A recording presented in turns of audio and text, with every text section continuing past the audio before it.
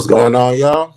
Welcome to another edition of the BTSI Show. I'm your host, Chris J. Thank you guys for tuning in. I greatly appreciate it. Do me a favor. If you guys haven't already, like this video, subscribe to my YouTube, follow me on all socials. Links are located in the description. $sign the BTSI shows the Cash App. Participate, waive all rights and privacy. We're on the road to 1,000 subscribers. Once we reach that goal, one lucky person will get $100. First and second runner up will receive Cash App giveaways as well. Today, I know some of you guys saw the title, the thumbnails, and I've been promoting it. The end of high value. Ladies and gentlemen, I have been doing a lot of studying and research for this episode. So this is not going to be one of those freestyle episodes that I normally do. Just like off the top of the dome, put something out there because I know what I'm talking about. So it's not like I have to backtrack a lot of things I say. This requires a lot of dedication that I've been putting in. A lot of people have not seen. For those who have been in normal contact with me, and I haven't been calling or texting or whatever the case may be, it's because I was working on this. And my sincerest apologies. Phone lines are open as soon as the stream is over, but I had to focus on this. And also, to show you guys that I'm dead serious about what I'm talking about, as you guys can see, there's no link posted. I will put that on when we do last call, just in case anybody want to come up and share their thoughts and opinions. If you really want to be part of this conversation, if you request it, I will drop it. But other than that, I want to get my thoughts out. I want to be uninterrupted. And I want to, one second, y'all. Daddy. What's up, man? Oh, Grayson, come here. What's up? I have to make sure you wasn't. When I'm waiting for morning. First of all, say hi. Hi. And hold on real quick. So you guys, my son just wanted to ask me a question before you go to bed. But we're going to talk about the end of high value. Now, so a lot of you guys got to follow me on this one, okay? So let me get our first commercial break in. Actually, let me get some music, and let me see what my son is talking about, and we will be right back, y'all. It ain't gonna take that long, I promise. Who's playing it? So let's do FNX, and we'll be right back. This episode today is brought to you by FNX. I want to talk to you guys about something. As some guys may know, I'm back in the gym. I go early in the morning, particularly around 4:30, 5:30 in the morning. I do my 6 miles, and on certain days, I like to get my core in, my upper body, my lower body, get that taken care of throughout the week. Now, as you may expect, I'm a little bit tired, a little bit down. I need help with that recovery process. So why not add this? Is Restart AM Protein Blend. In this protein, it comes with nutrients that is going to help you in your recovery process. For example, when it comes to cognition, to help improve alertness and attention and also relieve your anxiety, probiotics to help with improve your gut and health immunity. Like I said, we like to focus on that recovery process. Let's start today at the gym, and once we're done, let's restart it, get the day knocked out ahead of us. Go ahead, add that to your shopping cart, and while you're at it, don't forget to add some workout gear. Fill up your shopping cart, and when you do, the promo code is BTSI for 15% off. Again, BTSI for 50% off at checkout. All right, you guys, that was FNX. The promo code is BTSI for 15%, at least located in the description. I don't know if the music was playing or not. I didn't quite hear that, but let me acknowledge the people that's in the building. D, what's going on, brother? Appreciate you joining us. E Black, what's going on, fam? And just speaking of which, you guys, tomorrow is episode 2. Strongly agree to strongly disagree. So please click the links in the description. Go subscribe to the channel and follow. But ladies and gentlemen, now that we're here, before we get into the main course, let's talk quick hits. Now, let's talk about what's been going on. Just three topics, and we're gonna do another commercial break. We're gonna get to the main topic. So, I wanted to take a moment to talk about college football, the college football community. Florida State, as you guys heard, undefeated record. They're not in the playoffs. Matter of fact, Alabama and Texas is in over Florida State, and they both share one loss apiece. Now, as much as I'm happy that Texas is in the playoffs, I don't think they, I don't think they deserve to be there over Florida. As far as Alabama, they got the one loss to the record, and I believe they struggled to beat Auburn. So I have a huge problem with that. Now, you could chalk it up to saying that Florida State lost their quarterback, a couple other things. This is why they didn't want to bring them in. I think that's full of horseshit. I think Florida hit every single benchmark to make to play for the championship. Now, depending on who you talk to, they're going to say there's no way there's not going to be an SEC team in the college football playoffs. It was either Alabama or it's going to be Georgia. Neither one of those two, in my opinion, should have been in there. So I'm sorry for Florida State fans. I think this is a crime against you. Against you guys. But at the same time, this has always been college football committee. The committee they choose, they handpick, cherry pick the bowl participants, this, that, and the third. So, and the question is, why did they do this? For the simple fact of, if I'm gonna put a product out there, I gotta put the best product out there. Somebody want to bring up how TCU got mollywopped last season, and that was a bad look.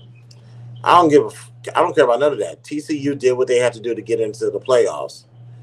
Now, and I think FSU did that. As a matter of fact, what TCU did had nothing to do with FSU. And for them to be on the outside looking in is a tragedy. Now, what's even more of a tragedy is they're going to start doing the 12-team playoff bracket, but that's going to be next year. So why would y'all announce it this year? Why don't y'all just wait till after the season to give people's hopes up? That was pathetic. The college football community has been pew cheese. That as far as this playoff bracket goes, I still think it's a step. It's a step in the right direction. I'll give them that. But at the same time, you still got other teams that bust their ass to get to this position, and for them to not be part of the playoffs. Now, are they going to do a 64-team playoff bracket like they do with the March Madness? I don't think so. Because if I recall correctly, that's a six. That sounds like 6 weeks. Oh no, actually, yeah, 2 months really. Playoff football playoffs, and they're not going to do that because they don't do that in the pros. They're not going to do that here, so I don't see it. But other than that, Florida State, I'm sorry that y'all went through this. Like I said, I'm happy that I'm a Texas supporter, but Texas and Alabama should not have been there. Should have been Florida State and somewhere else. That's my opinion. Next topic: Grand Theft Auto 6 released a trailer. Very realistic, nice. I will be purchasing the game. One problem: this game comes out in 2025. You could have kept this trailer. You could have kept this announcement. I don't know why they did it. Well, I know why they did it. Allegedly, Rockstar was hacked, and the trailer released online. So if that's the case, I'll credit them that. I'll give them that. However, it's the fact like I'm not waiting. I'm not. You gave me a trailer now. You could have gave me a trailer 6 months prior to the game release. That would have made too much sense. But if there was hacked, I will concede my. I will take back my point there. Last topic. Not and just bear with me when I say this. Natalie Nunn is suing a restaurant for denial of service. She believes that because the restaurant didn't provide her and any of her network mates or production company any food, that she should sue. Ladies and gentlemen, here's the only reason why I'm reporting on this. These businesses don't have to serve your ass. Now, it will behoove them to explain why they will not serve you. They can just offer service to you, and they don't owe an explanation. But in this case, the restaurant said, "I don't want to serve anybody that's affiliated with you or affiliated with the Zeus Network," which I applaud the restaurant. But keep in mind, now that people know where your standards are, they're gonna hold you to that standards. You may not serve Natalie now, but you're gonna serve Henry, who got through doing A, B, C, and D. That's just as egregious or far more worse than what's go downs on the Zeus Network. So that's fair in of itself. But they're going to be careful with that, and they may delay it past 2025 too. They better not. They better not. That trailer I saw, that was probably the most realistic trailer I've ever seen, as far as the hair, the people, and all this other stuff going on in that. And from what I see, they better not delay it. They better be ready to go. As a matter of fact, if they could release it a little bit earlier, I would greatly appreciate it. But back to the Natalie Nunn situation. No business have to serve you. Yes. So I'm saying this to my black people. These businesses, they don't have to serve your ass. And some of them will not serve you. The question is, what are you going to do about it? Best thing to do is just take your business elsewhere. Go where you celebrate it, not where you tolerate it.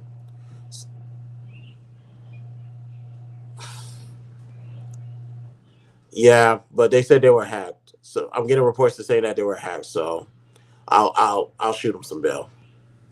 But so yeah, Nelly Nunn. I don't know where you're gonna go suing and win a lawsuit, but they don't have to serve you, especially based off of what the Zeus Network provides to the viewing public.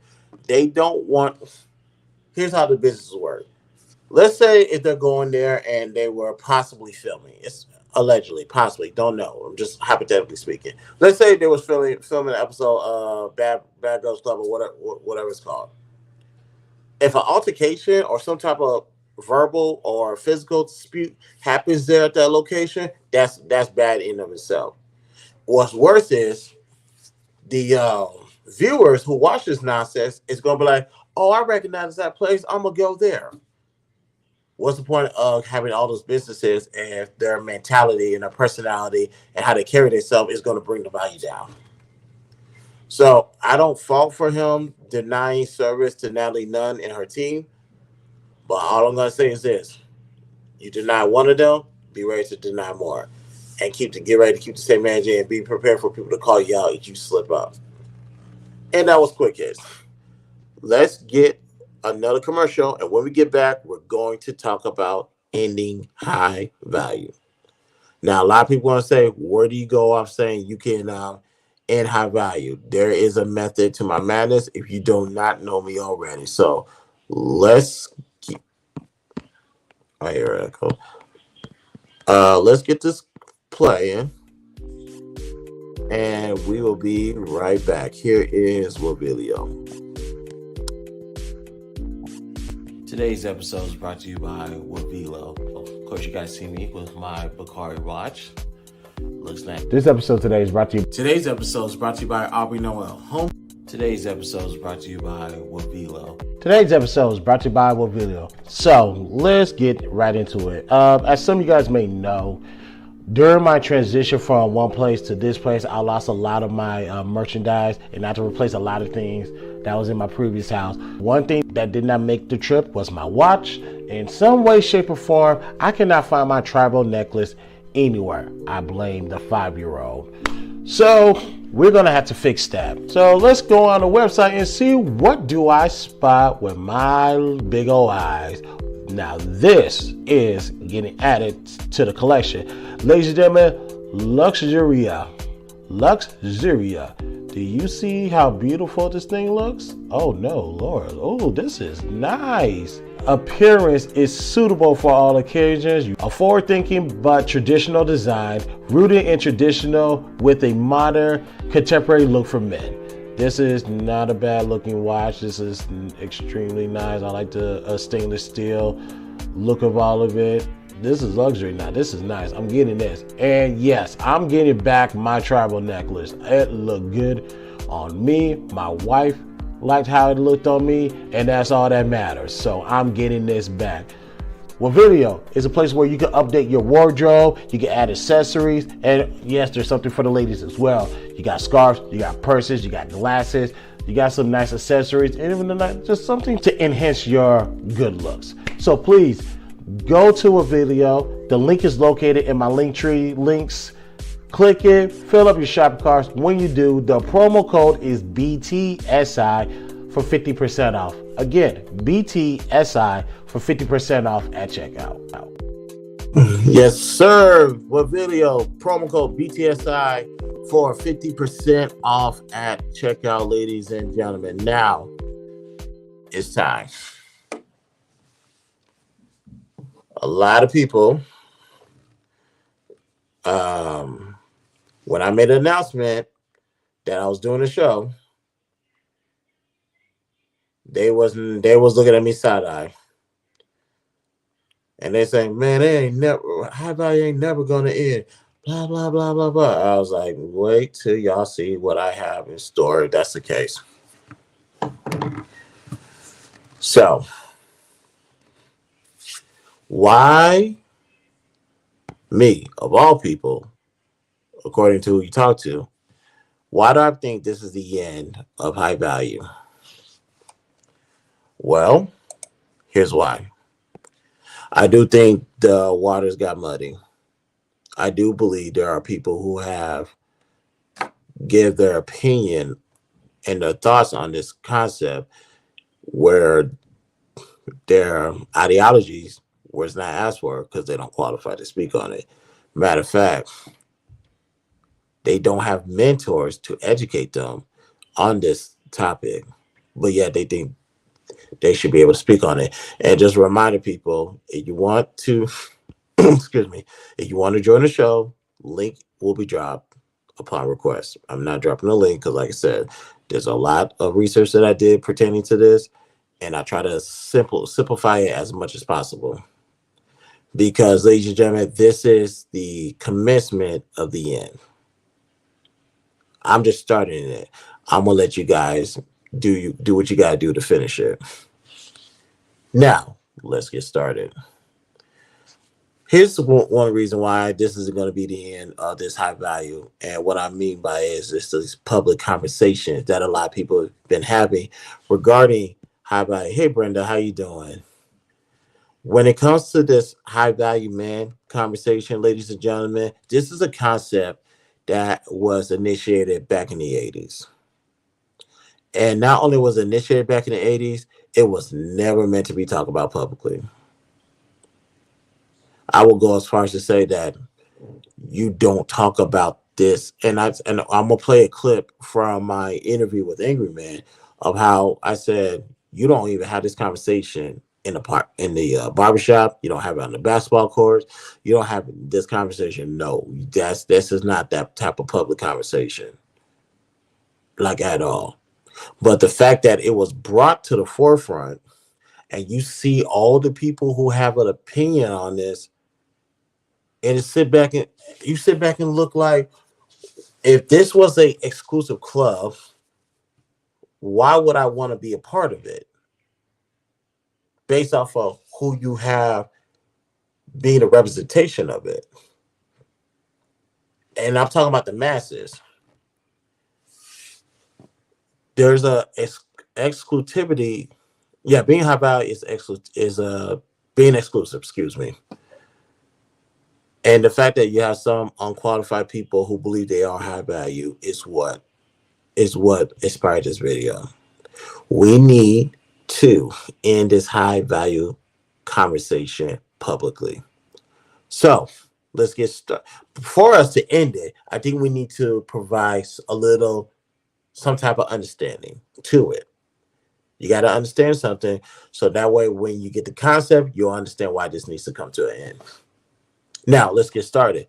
What is a high value? Matter of fact, those in the chat, go ahead and just type out, what do you think high value means? Now, high value man, high value woman. Yes, there's a high value woman. We'll get to that later. What do you think high value is? Once you And once you start asking those questions amongst you and your friends, you're going to get a lot of different answers, or you might not get no answers at all because a lot of people just don't know at the end of the day. So I said to myself a long time ago, what does to find out what high value mean? Let's find out what does the word high mean, and let's then find out what really the word value means.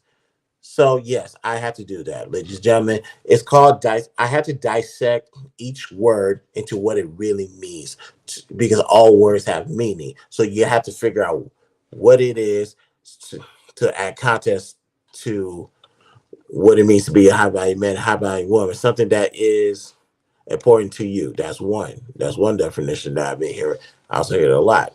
But let's get into it. I had to break. High has multiple definitions to it. When it comes to adjectives, high could be of great vertical extent. It could be great or greater than normal in quality, size, intensity. It could be great in rank, status, of importance. When it comes to of a sound over note, it can also mean having frequency at the upper end of the auditory range. Feeling euphoric, especially from the effects of drug and alcohol, that's a nice way of saying being high, basically.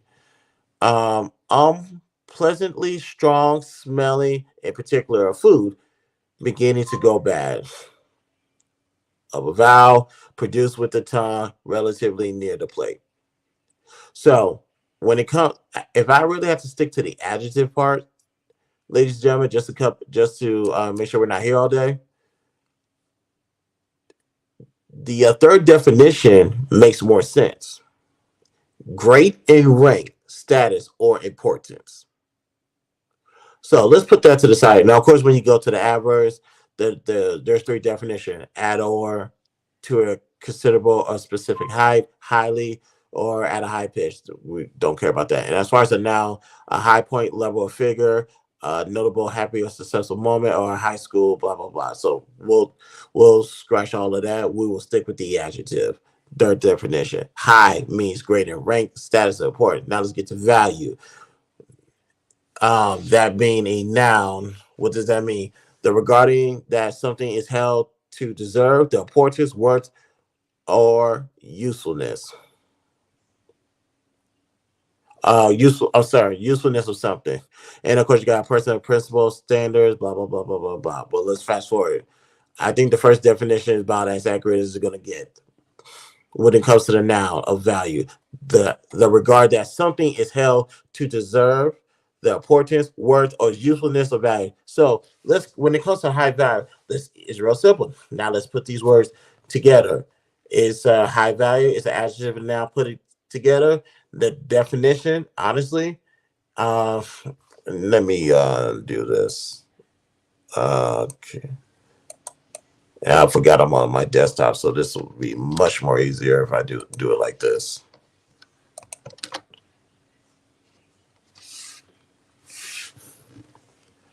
All right, perfect. When it comes to high value, here's what it really means. Oops, I forgot to press send. So, high value, adjective now, great in rank, status, or importance regarding that something is held to deserve the importance, worth, or usefulness of something. So, ladies and gentlemen, congratulations. While everybody was pulling their hair out, trying to really figure out what does the word high value mean, all you have to do was just break down the words and just combine them. So there's your definition right there of what high value means. So you go back and look.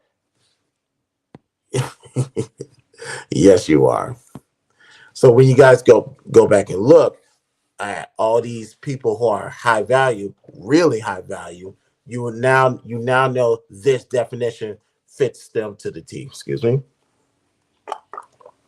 Sorry. So congratulations. We finally got the definition of high value. Now, real simple. Now, what is the high value man? What is the high value woman? Now, before we get to the men part, because that requires me to play a video. Let me make sure I have that video set up good. Let's get to the high value woman part. A lot of people heard me say this before.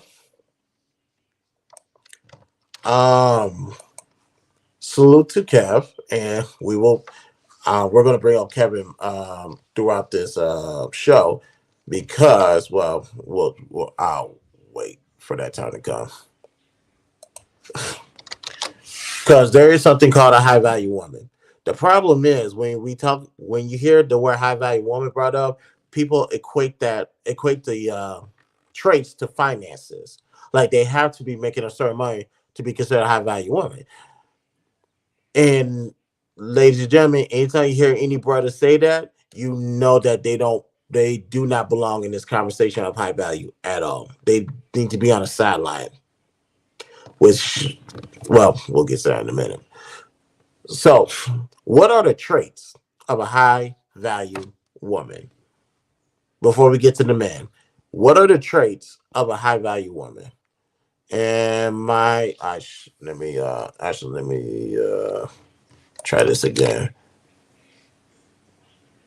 Hmm. Well, let me do this. It's real simple, attractive, according to Kev, and I had to fact check this with a couple of people, and they said this is about as accurate as it's going to get. A couple of things that could be added to it. Attractiveness is one of the traits of being a high value woman. And of course, attractiveness is subjective depending on who you talk to. So let's continue. You have to be appealing. You have to have a confident character. You must exercise a great level of discernment. And ladies and gentlemen, if you've been listening to my marriage series, that is one of the traits that should be going into a wife anyway. So, oops. So, confident character, discernment. She needs to be disciplined. She needs to be enthusiastic. She needs to be exuberant. She needs to be loyal, and she needs to be very liberated. These are the traits.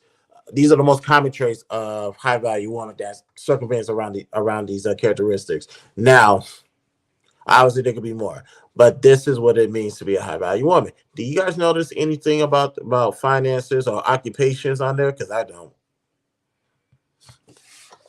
Matter of fact, to a high value woman, excuse me, to a high value man, that's extra. That's a plus. They don't have a problem with that, but that's not a requirement at all. Now, there are going to be some brothers that say, I need my wife to be making X amount of dollars. I need her to be chipping in on the bill. And look, that's perfectly fine. If that's what the plan you have for her to do, and she's willing to do that, cool, perfect. That's great. Just keep in mind, you're going to be minus that tag of high value. And worse things happened to you before. Nothing's going to hurt you. It's not going to kill you not to be considered yourself high value. It's okay. Life will go on. Life will continue to spin.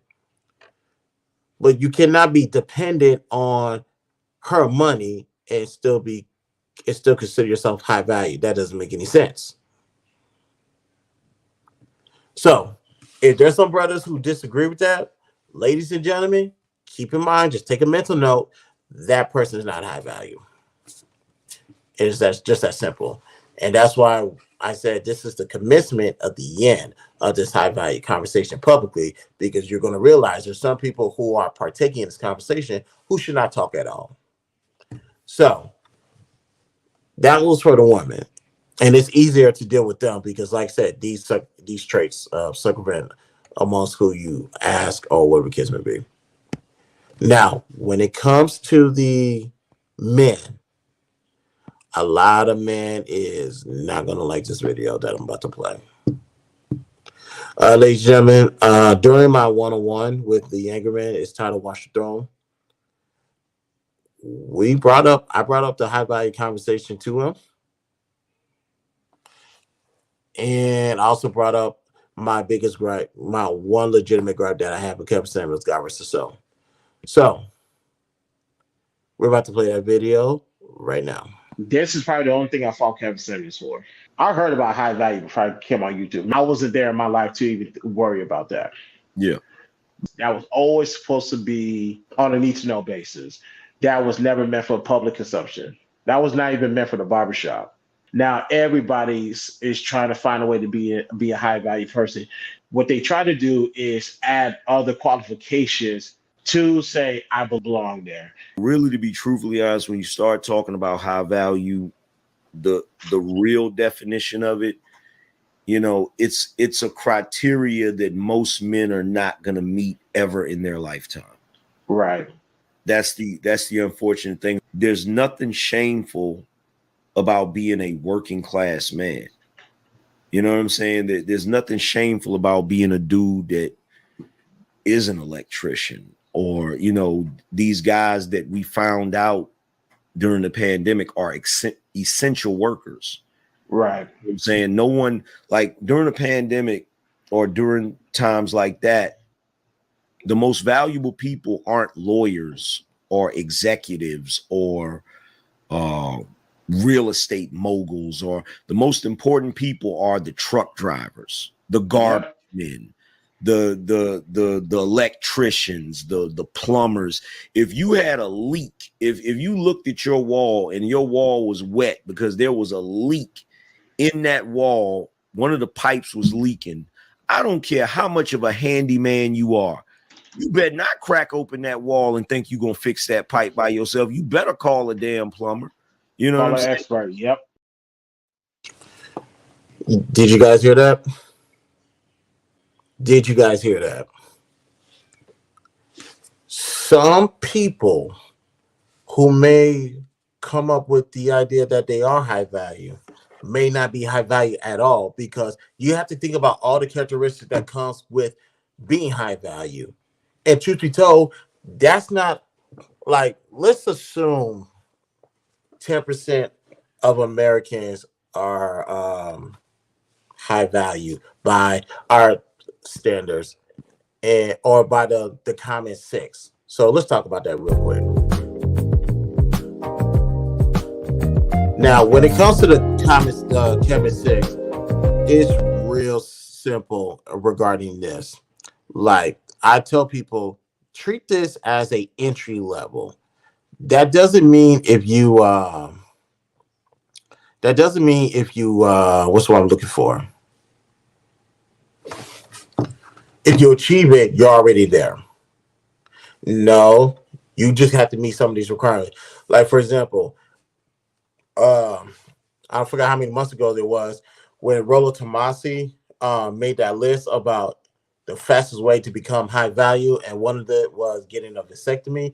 That was that was just trying to determine how bad did you really want to be high value. Now, and that's what we've been being a shock job. Now, when it comes to the six qualifications that Kev always give out, it's real simple. He says the same thing. Six figures. Put a star right there. We're going to get back to that in a moment. Second, length of time, 3 to 5 years. That's what he said. You got to do this 3 to 5 years. You can't make six figures 1 year, but like, hey, I'm high value. They're going to be like, hey, no, that could be a fluke. Come back in a couple years. Let's see if you're consistent with this. 3, group assessments by other high value men. 4, network. Can you network with other people? 5, visibility. How well known are you? 6, are you useful? Now, if you complete those 6, then sure. Welcome to the thank you for passing stage 1. You passed stage 1. Cool. Now, some people in this last 3 years will meet those qualifications and just stay there. And like, I'm cool here. But as you guys see, inflation has really changed the game up, especially when it comes to high value. Because keep in mind, let's talk about $100,000. And this concept started in the 80s. Do you guys know what it would have meant to make $100,000 in the 80s? Ladies and gentlemen, there's this grocery store in Texas called Randall's. It's still around. My dad used to be a shift leader there. My mom too as well, but that came later. My dad said, as a shift leader, you could pretty much live the life of luxury back then. Like, if I recall correctly, I think we got the house off of my dad being a shift leader at Randall's. And granted, he went out to different companies and did something better. But $100,000 in the '80s, y'all. You couldn't tell nobody anything back then. Now, why do I bring that up? We're only 26 days until 2024. What does $100,000 look right now? Now, you stay in Florida, Texas, or some other states down south. $100,000 is pretty good money. Because like I tell people, you don't need to make six figures to live in Texas and raise a family. You don't. But if you go into other places, yeah, 100,000 is really not that much. So, matter of fact, so much so, I remember one time, Anton Daniels, to be exact, he said if you're not making 250 a year, he doesn't consider you high value. So right there, I realized there is levels to being high value. The Cabin 6 was just the entry level. After that, how much money are you making? You're stuck with making what is it? You're stuck making like $8,500 a month. How much is that? 88. 96. Yeah, that's 100,000. If you make $8,500 a month, yeah, that's pretty damn low on a scale of high value. Just to be exact, you make 8,500 a month in Texas, you're good. So the question is, with inflation and with the levels to it, things change, and that goes back to what Angry Man was saying. Everybody, there's only a few men who could consider themselves high value if you equate all the traits to it. So, truth be told, ladies and gentlemen, the person that probably you think is high value may not be high value at all. Because I had to look up all the traits to being high value. And ladies and gentlemen, Angry Man is right. A lot of men are not going to meet those traits. It's feasible. I'm not going to say it's feasible. They have a chance to meet it. You have a puncher's chance, but to embody all of those things, no, not at all. You're never going to be truly high value based off of that. So again, like I said, ladies and gentlemen, this is another reason why this is the commencement of the ending of this high value conversation. That's why I was saying the public goes, because this needs to go back into the private matter. Matter of fact, the question I asked myself was, who determines the level of privacy when it comes to high value? And I remember I said to myself, the leader, typically the man, will determine the visibility and notoriety of the conversation when it comes to being high value. Meaning the men are the gatekeepers, the leaders are the gatekeepers. They determine how much of this conversation needs to be revealed to the unworthy, basically. How much of that needs to be shared. That's for them to determine and for everybody else to follow suit. There are people on this side of YouTube who speaks that high value talk, but you know for a fact that's not them. And you know what? Let's get to the next part. Who publicized high value? Ladies and gentlemen, God rest his soul. It was Kevin. Like I said in that video, that's the only legitimate gripe that I have against Kevin Samuels.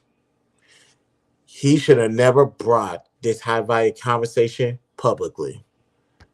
Let me put this back here.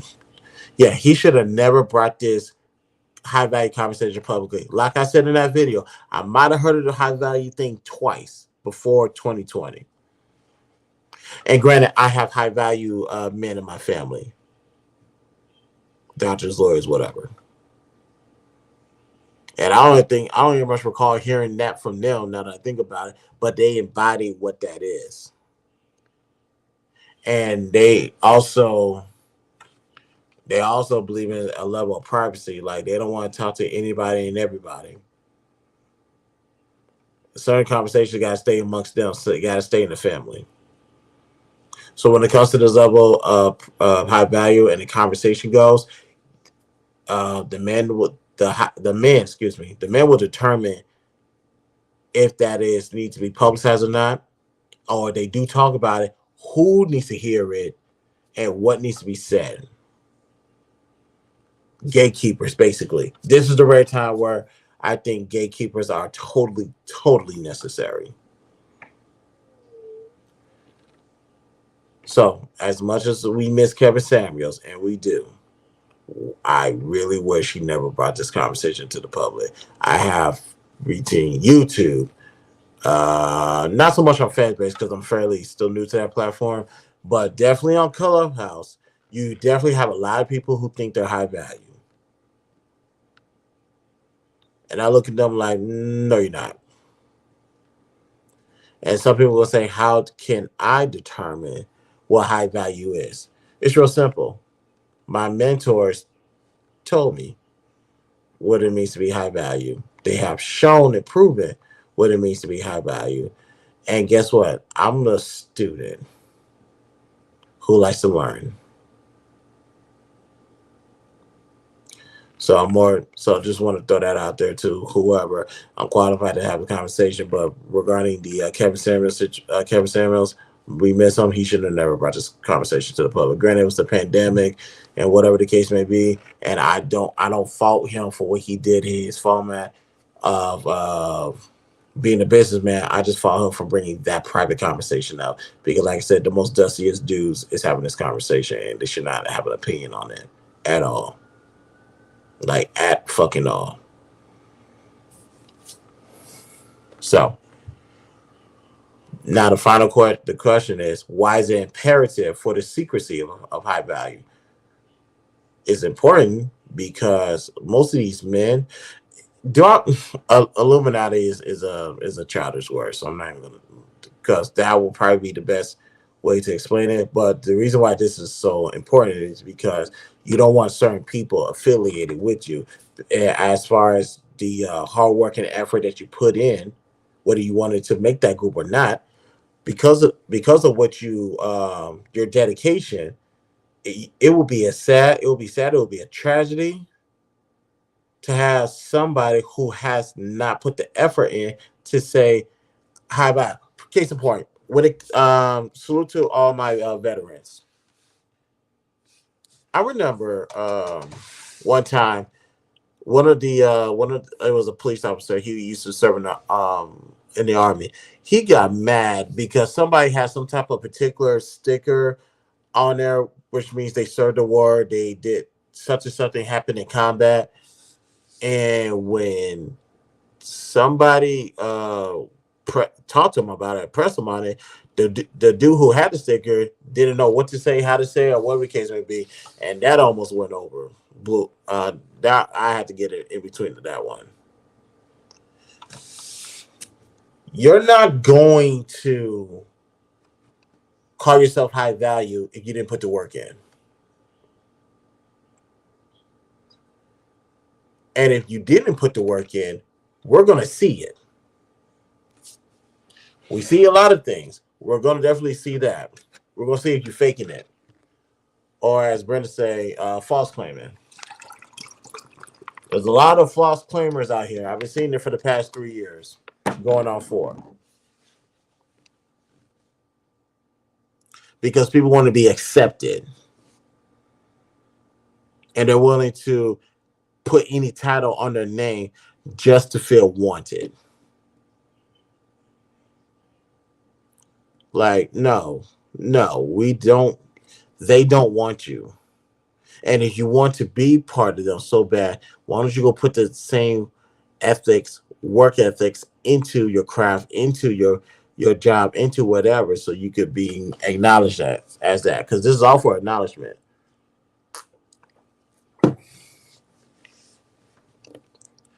And I think some of the brothers that claim to be high value when they're not is low self-esteem as well. So that's a double no.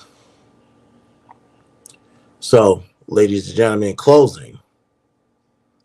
And don't go nowhere. We're still doing we got last call. And I'm dropping the link right now because I have to make sure I get my full points across because No offense, I love you guys, but had I let one of you guys up, you guys would have broke my concentration, and I would have been upset. In closing, this high value conversation, put it back to where it used to be. Definitely, it was never online. It was never done in public. Let the gatekeepers see the work that you put in and let them determine if you are worthy enough to be considered yourself high value. Yes, things it hurts, but you'll be all right. You're not a high value man. You're just not. And that's okay. You're still here. You're still breathing. You're still working. Just keep pushing it. But stop trying to be part of something that you're not qualified to be part of. So, like I said, ladies and gentlemen, this is the commencement at the end of high value. So, hopefully, you guys do your due diligence and move forward from this one. All right. All right. So, let's get some music playing, ladies and gentlemen. Oopsie, there we go. Let's get one final commercial in, and we're gonna be back with last call. Heads up, links. The link is posted, so you guys want to pull up, you can pull up right now. So let's play this, and I'll be right back. Today's episode is brought to you by Brytn Smile. Now, you guys need to keep your mouths clean, keep your mouths white, and keep your mouths bright between dentist visits. I get it, I understand. So here's where Brytn Smile come into play. Yes, good old Brytn Smile. Now, in this whitening kit, it comes with a multitude of things that you need. Starters, you're going to need a user manual on how to operate the devices that come with it. Next up, you have a shade chart to keep you posted on where your teeth fall on the chart. That is very beneficial. Also, these gel pens. Put the gel on each tooth. Do it correctly. Follow the manual. And, well, you know, we have a charger. It comes with a charger. I wonder why. That's right, an LED mouthpiece. This is very beneficial, y'all, as y'all can see. For the blue, it is on for 15 minutes. And once that is done, let's go purple, pink, whatever color you prefer to call it. Let's do that for 10 minutes. Go to Brytn Smile. The link is located in the description. Grab a kit, put it in your shopping cart. And when you get to the checkout, the promo code is BTSI for 25% off. Again, BTSI for 25% off. Yes, again, Brytn Smile. Promo code BTSI for 25% off. Ladies and gentlemen, now one more thing before we go. Like I said, the link is posted. You guys are more than welcome to pull up and voice your conversation, your comments. If you guys want to talk about the college football committee, what they did in Florida, we can talk about that. You want to talk about Grand Theft Auto, how it just gave everybody's hope up because we got to still wait a whole entire year. We can talk about that. You want to talk about how Natalie Nunn is planning to sue a restaurant and why I know she's going to lose. Well, why I believe she's going to lose. And you want to talk about the whole high value conversation. The link is located in the description. You guys are more than welcome to pull up and voice what you guys think about it. But one more thing before we go. I stumbled upon this video from Eric Thomas. And some of you guys know as Eric Thomas as the motivator hip hop preacher is what they will call themselves. And what I want to know your view on Thriller 40. It's been 40 years. It's been 40 years. That's a good. I haven't a 41. Jesus Christ. Well, are they doing it? Did they do a documentary or something, or is it coming out, or what is it? Let me see. Okay. Let me. Nah, I didn't much know there was a doc. I didn't know. So uh, let me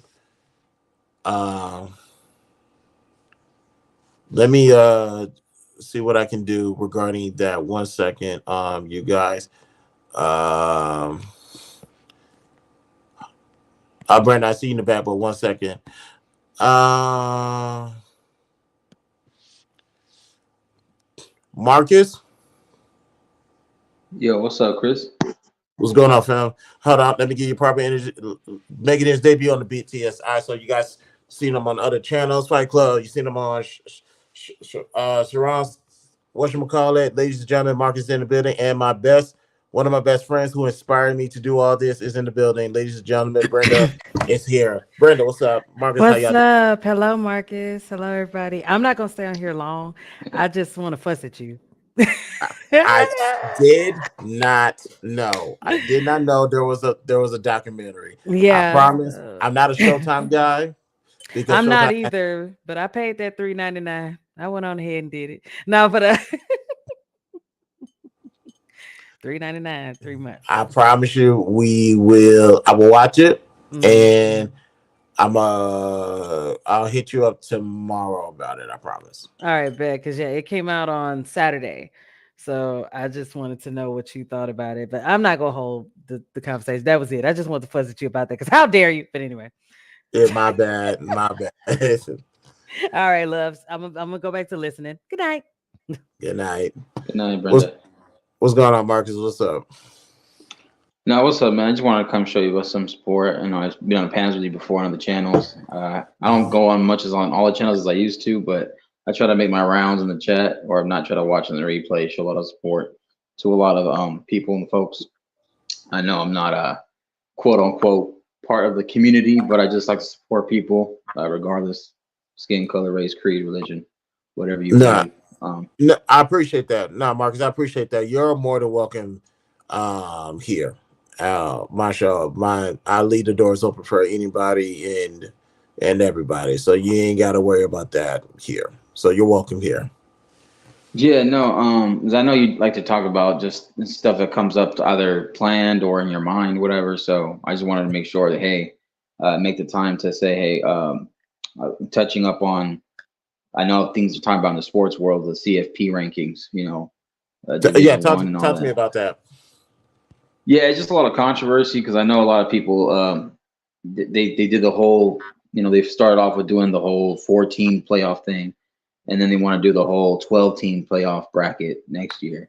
A Mhm. lot they say that Florida State got screwed over because of the fact that Jordan Travis got hurt in his season, and then you had issues with one-loss teams, and a lot of like the Dan Patrick show, the Rich Eisen, and the Jim Rome show, like a lot of shows constantly on the radio or on podcasts talking about the controversy behind, hey, well, how does this work? The rankings, it's all about the money, and I understand that college football is entertainment. That's why when Tim Tebow had his era, it was Tebow mania. You were talking about Tim Tebow when he was at Florida, or when you were talking about Alabama when they had their reign of dominance. And you still can't count them out because look who they just beat with Georgia, and that Mhm. was an uphill battle regardless. So it just it sucks because I like Texas, and I support the Texas Longhorns. Even though I'm an SC fan, I'm a Trojans fan. We didn't do good. We started off pretty strong, but then we finished bad. And it was just the fact that we had a lack of defense. But there was a controversy because of the fact that Texas made it into the fourth ranking spot and beat out whether Georgia lost, and they were on 29 win streak. And then you had the fact that Florida State got pulled out, even though they only had one loss as well. It just goes to show it's tough because people want the entertainment factor of it and they want the offense, but they don't want to understand the grit of the defense that it brings to the table. Just because of the fact that one game was a 16-6 score, which is Florida State beating their opponent, and it wasn't a flashy offensive game. But yeah, that's just what happens, and it's stuff like that too. But and with all that, and I appreciate your input on that. I I hear what they're saying because keep in mind this has always been college football, and this is why I always hated it. I think, in my opinion, and my signal messing up, Lord knows. And the only time they really got it right, in my opinion, was Texas versus USC. Back in, I forgot what year it was. Vince Young versus Matt Liner and Reggie Bush. That's the only time I really recall them getting it right. But other than that, and when they let, and like I said, Tim Tebow, when they let them in, and I was cool with that. But when it comes to the college football community, I never like how they do it because they cherry pick who they want there. Okay, we got this primetime slot. Actually back then we got 4 primetime slots. We just need to make sure that we have everybody put in place so we can make sure that we get the views, the revenue, so on and so forth. Now, the playoff is a step in the right direction. I didn't like the whole 4 teams, but I understand why it can't be like March Madness and 64 teams because that's going to be a 2-month process. But in the case of FSU, I don't care that their quarterback got injured. I don't care that it's the coach is not as experienced or as name brand as Nick Saban or whoever. Florida State deserves to be in there over Alabama. Florida State deserves to be over there in Texas, and I'm glad Texas is in there. But no, you cannot make the argument to me that a one loss record team deserves to be in a playoff over an undefeated team. Because Texas lost to Oklahoma, and Alabama, I forgot who Alabama lost to, but I can tell you one thing: they struggled to beat Auburn. Alabama lost by 14, I think, to West Virginia. Yeah, lost. Oh shit! You lost to West Virginia. You barely beat Auburn. No, I'm not going with that. And I understand you have to have at least one SEC team in the playoffs, but no, nobody. I have yet to hear a good explanation why FSU doesn't deserve to be out. They try to bring up TCU getting mollywop last year. I don't think that's a good enough excuse to leave FSU out. I think that was a tragedy.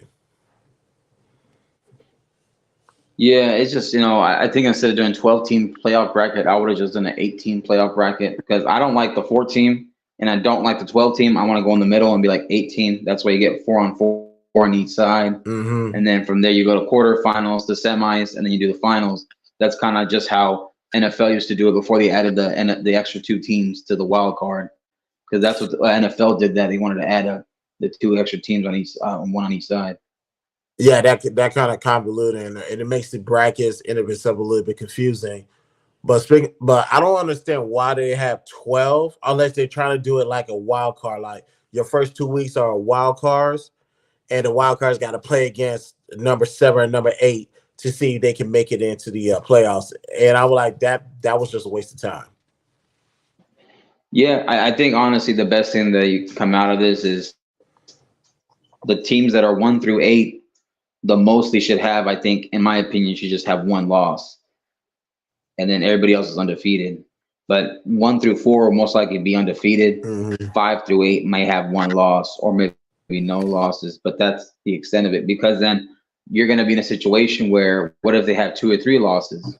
Now you're going to be able to, how do you rank this team better than that team? Now you got to rank the strength of schedule. Who had the softer opponent? How much did they beat their team by? Et cetera,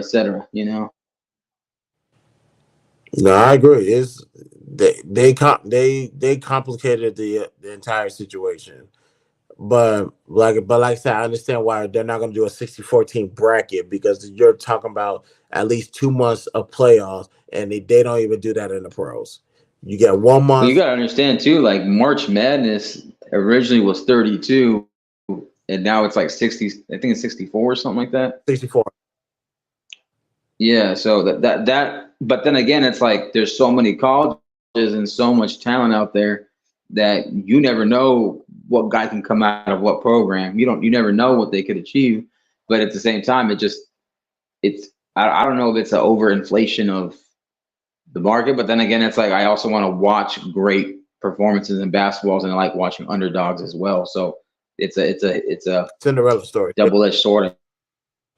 Yeah, we all love a Cinderella story. Matter of fact, me being in Houston, Villanova did a game. Was it buzzer beater? to beat North Carolina. I forgot what year it was.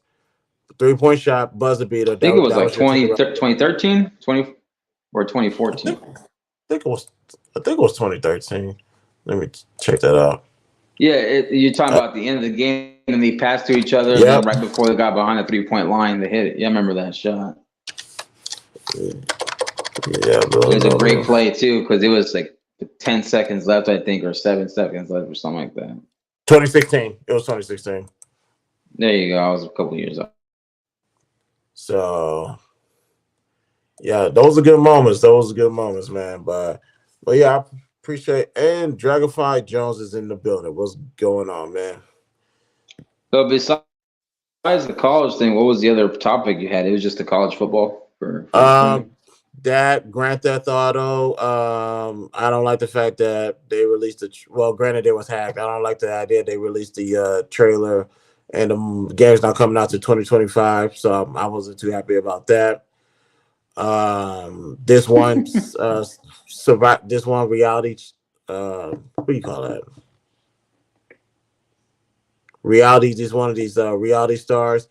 She is going to sue a restaurant because she believes that she should be served, and that's not how business work. Any business has a right to refuse service to you. They don't want you. They don't want you there. They don't want you there. You just gotta deal with it. Take your business elsewhere.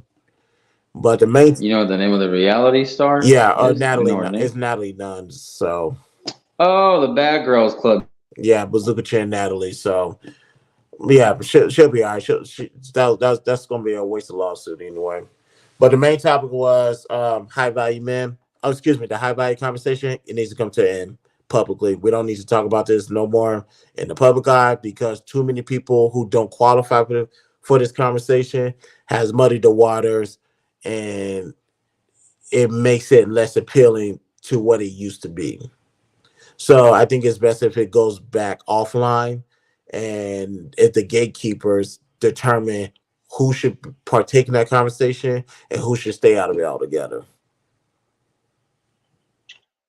Yeah, I think being in around some of these spaces and certain like sectors of YouTube, I've come to realize a lot of this is oversaturation of the same topic, I think. Mm-hmm. And it's like you're gonna keep going in circles. You're just gonna go to the next hamster wheel. So it's going to go again, same domino effect. People are going to disagree. People are going to shout at each other. Next thing you know, you're going to be getting into each other just because you disagree and stuff like that, you know. So it's crazy, you know. And, you know, when it comes to this HVM thing, it is what it is. You understand it. You move on from it. And whatever you can apply that can help you out in your life, add it to your life. Take the good, throw out the bad, and that's it. That's all you can do. You know, I don't look at these people like Jesus Christ. You know, I'm a believer. I do believe in a higher being and stuff. I'm not the perfect Christian. I'm trying to get better. We're in the same boat. But yeah, it's just, you know. So that's just me. You know. So rest in peace to people that have. You know, he brought up some great stuff that I did agree with. It was just the fact that it was taboo to the main general market, which isn't to be, how do I say, pushed onto mainstream and will be frowned upon. And you saw it when they were trying to put, I don't know, you remember her name? She was from Hustle and Flow, Taraji P. Henson. She was doing like this award, and they kind of put like a little comedy moment where they put his picture up or something, and she got mad. And she turned around and she didn't know what there. And then it was Kevin Samuels right there, like an obituary type thing, you know. And you know, just that reaction, or like the what was the other talk show of the ladies, The Real. The Real. Is it The Real? Yeah, with who was it? Were they all on Zoom? Okay, Tia. Yeah, that's The Real. Yeah. Yeah, Tia, and then who's the other bigger lady? I don't want to mess up her name. Lana Love, Lola Love, Lonnie Love, something like that. There you go. And then Gina May and stuff like that. And I think Gina May sometimes try to be the balance of reason, but yet you find out for history, and they start trashing about like this and that XYZ. She left her husband to go with quote unquote hypergamy of going to Young Jeezy. No, they're divorced. So it goes down a spiral effect of the whole high value man thing. It's like whether you're the high value man or the quote unquote great value man from Walmart, it don't matter. They're still gonna try to, somehow. I don't know. I see so much. I've seen a lot, even in real life. Whether I have my military experience, whether I have my professional experience in my life, I've seen the good, bad, and the ugly. And trust me, it opens your mind. Right. It opens your mind. And also because I thought you was gonna bring up the cocktails with queens and that goofy shit, but it's just a reminder with all these talk shows, especially the women talk shows. This is all the more reason why they don't need to be part of this conversation, and why it just needs to. Like I don't like gatekeepers. I don't, but I know when they're necessary. When you hear these mainstream shows, these primetime shows talk about certain topics that should not be uttered by them, it puts a nasty taste in your mouth. It's like, can you give these conversations back to the people who discuss it? Because every now and then I hear the Breakfast Club talking about things that we talk about on YouTube, and it's like that. No. You don't have your audience is not smart. You yourself cannot articulate yourself to get a point across. You're going to be safe because of the sponsors, and your audience has been proven not to be as educated to speak on such topics, i.e. high value men. So I think at the end of the day, it's best if just get this high value stuff conversation out of the public hand and put it back to the gatekeepers. Yeah, I mean, I agree. It's just at the end of the day, it's all whatever quote unquote celebrities or Hollywood people live in their world. They live in a whole different world. They don't live in the general population of the world where everyday struggle. Because just to go on a small little tangent, just for a little bit, but when they were bringing up the whole Middle Eastern war with Israel and Palestine and stuff, you have a lot of these virtue signaling, like woke activists who are these stars, but they're just saying something or making a post, but they're not actually going to go do something about it. And they want to stay relevant. They want to seem like, hey, if I don't say anything, I have to say something. And if I say something, I got to side with the person that looks like it's the victim, but you don't really understand full context on both sides. You don't understand the history. You're not going to go over there and actually volunteer or do something or serve. So, I can't stand that. And especially if you don't live that struggle, what they're going to go through. It's one of the things I can't stand hypocrisy and contradictions. I can't stand that. But I'm also trying to work on that on myself as well, because I know I can't expect that much from other people either. Well, yeah. Once you realize you can't hold everybody to your standards, and if you do, you're going to be disappointed every single time. Trust me when I say I found the hard way on several occasions, and every now and then I'm still figuring that out right now. But hey, it is what it is. But man, let's get to the last. Let's get to the last topic. I saw this online, and it just spoke to me. Especially with what I got going on, it just hit me. It hits different. So let's play this from Eric Thomas, and you see what I'm talking about. I used to just think like he's a ball hog, and then I read something where Kobe Bryant said, "I came to practice with you. I saw what time you got there. I saw what time you left. I saw the type of energy you put in. I saw the commitment to the game, and so I'm gonna take the last shot because I don't trust you." I'm like, oh, it makes sense now. I thought he was arrogant. Kobe said I was in practice with you. I saw you coming late. I saw you on your phone. I saw you wasn't committed. This is my life. This is how my family eats. This is my legacy. I'm not about to pass you the ball. I got here first. I left last. I'm going to put it on my own shoulder. I don't trust you to be able to. Respect is not given because how long you've been in the league. Respect is not given because of what your name is. Respect is earned, and it's earned daily.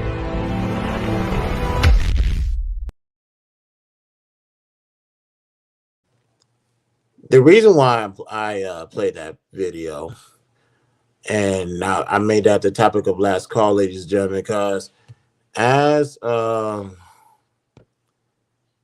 me see if I have a banner put up real quick. Oh, I do. I don't have a banner, but that's okay. I'm going to work on that.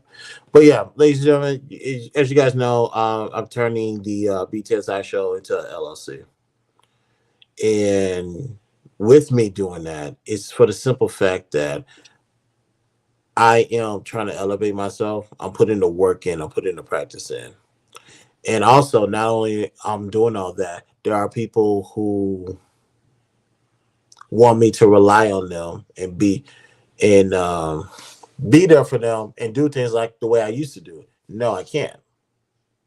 I can't do that because I'm putting this. The effort I'm putting in far exceeds what a lot of people's doing in this space, anyways. And but truth be told, I'm just really focusing on me. So I have no time to wait around. I have no time to just whatever, just be lackadaisical with everything. I'm on go, ladies and gentlemen. It's Tuesday nights. This is my night. Wednesday is strongly agree to strongly disagree, the new talk game show that we're doing. But when it comes to things that I want to do for my company, do for this business, I'm going to put that work in. And if you want to be on my level or you want to work with me, you gotta meet me where I'm at. And trust me, I'm watching you to see, are you here to help, or are you just here to slack off? So much so, I want to well, that won't be professional of me, so let me not say that. Let's just say this. I'm so ready to go with what I'm doing, ladies and gentlemen. Ladies and gentlemen, February, I'm traveling. We're taking BTSI on the road. I have one place in mind, but to be quite honest, I also have a backup place in mind because I understand with that particular individual, it's all about scheduling and whatever the case may be. So we're just going to be patient. We're going to wait. But guess what? It's something that if that falls through the cracks for whatever reason, life happens. I'm not tripping because I know the context of that situation. I got something else in mind. We're always on the go. We always stay busy. We always got to get things accomplished. So the question is, how bad do you really want it, ladies and gentlemen? The thing about Kobe's teammates, especially towards the latter year, they just didn't want it bad as he did. And he saw that. And he said, I don't trust you. I don't rock with you like that. When it comes to the key moments, the ball's gonna be in my hand. And you want to take the ball out of my hand, you better be at practice when I'm there, and you better leave when I leave. How much do you want it at the end of the day is important. It's what is important. And that was last call. Marcus, any final words, any contributions? I appreciate you pulling up, man. I really do. Yeah, anytime, man. Just like to support everybody, give everybody a fair chance, and everybody deserves to strive and conquer and achieve greatness and success. Which is why, when I was watching NBA when I was a young child, my dad had me watching Michael Jordan. Michael Jordan. He watched the Showtime Lakers and the Boston Celtics. He saw the Bad Boy Pistons grow up playing. And we grew up in the Bay Area, but my dad was a diehard like Chicago, like Bulls. Like he loved watching Jordan, Pippen, and Robin, all that kind of guys, Kukoc, Kerr, Armstrong, etc. And the thing about it is, Kobe, when he came into the league, straight out of high school, 18 years old, 17 to 18 actually, and that's what the hard work ethic comes in, and wanting it that bad and showing that, because he said that was his mindset. Like Eric Thomas was saying, shout out to Eric Thomas, but one of the videos that I watched when I was like a young early 20s was, how bad do you want to breathe, how bad do you want to succeed? Eric Thomas broke that down too when he was explaining that video. When you want it as bad as you want to breathe, you got to have it, and you got to want that success as bad as you want to breathe, as much as you want to lose sleep, go and not go party, not have no distractions. You want to stay focused, laser focused, like Tom Brady says. And we know Tom Brady now falls in the category of GOAT QB, in my opinion, because when you break all the records, have all the accolades, all the championships, that's the whole point of the saying that even Shannon Sharp and a lot of these sports analysts say that's how you separate yourselves from the good ones, from the great ones. And that's the whole point about it. It's do that extra. Now, listen, some people are doing 100%, others are doing 110, 120%. Right. And I'm talking like even like Kobe said his last words when he was doing his farewell speech at the retirement, which I regret not being able to go because my cousins and my brother went to that. But he said he grew up a diehard Laker fan. So he ate, slept, and breathed Laker Nation, the purple and gold. He studied all the players. He knew all the players. He stayed. He was the first one in, last one out. Some kind of like how the whole Marine Corps saying is, first one's in, last one's out. Right. So when I saw Kobe doing that I used to be that guy, that young fan. I'm not gonna lie to you, Chris J. When I told you I couldn't stand Kobe sometimes because I knew sometimes he was gonna make some of these stuff. But at the end of the day, I ended up loving it. I ended up respecting it. I ended up missing the fact when he left and he went out on top. Maybe not how he wanted the season to end, but how he wanted to end his last performance. 60 points, 5 chips, 7 trips to the finals. And, the fact that, that the team that he was with, the teammates he was with, they didn't have that same work ethic, that drive. They were a different generation. There were these young cats that before you used to have to earn your contract. Now it's like it's just given. Yeah. And a lot of analysts will say that. But unfortunately, because the hype, we buy the hype, people are into the mainstream general stuff, but they don't really want to do their homework or dive down. They might see a moment on TikTok or Instagram reel and say, oh, he did something flashy. But guess what? There's a lot of players in the NBA that can do that kind of stuff. That's why they're in the NBA. That's why they're in the D League,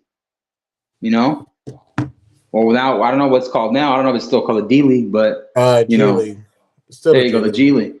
See what I'm saying? There you go. See, so there's and they've got the international leagues and stuff where some of these players that were semi-stars to could have been stars are stars in China and other countries and stuff like that, maybe Germany or something. And, they're blowing up big over there. So, it is what it is. I'm adjusting to how the NFL is right now with everything that's happening. This season has been probably one of the most unfortunate, saddest seasons, but they've had some of the greatest moments too when it comes to being competitive. It's unfortunate that we have so many injuries now, so many players out. Stay in form, stay visible. I'm also I grew up watching and actually being in the sport of boxing and MMA, UFC, kickboxing, Valley Toro, Jiu-Jitsu, kickboxing. We have the fights that are happening, and UFC is, I think, surpassed boxing because of the fact that even Mike Tyson says it. Yeah, Mike Tyson even said it himself. A lot of the fighters right now are afraid of losing that goose egg. And I get it. It weighs on your stock and how much money you're going to make in a boxing fight. However, styles make fights. Dana White has said it himself before. Other great fighters have said it before. Styles make fights. Mike Tyson said it himself. A lot of these guys are afraid of losing that O. You have to find out who the baddest man on the planet is.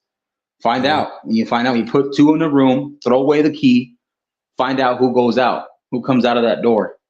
And that's why there's another like one championship in Bellator and PFL and Pride, who was, if you knew anybody who knows who Pride was like the ECW or like WCW before UFC, but crazy. And you actually they didn't have USADA to stop them from steroids and stuff like that. You had that work ethic and that drive and that showmanship. And when I'm talking like Don Fry, Rampage Jackson, we had Vanderlei Silva at his prime.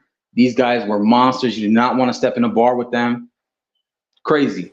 But, we are where we are now. Now it's all about entertainment. Who has the most social media followers? It's a business. I get it.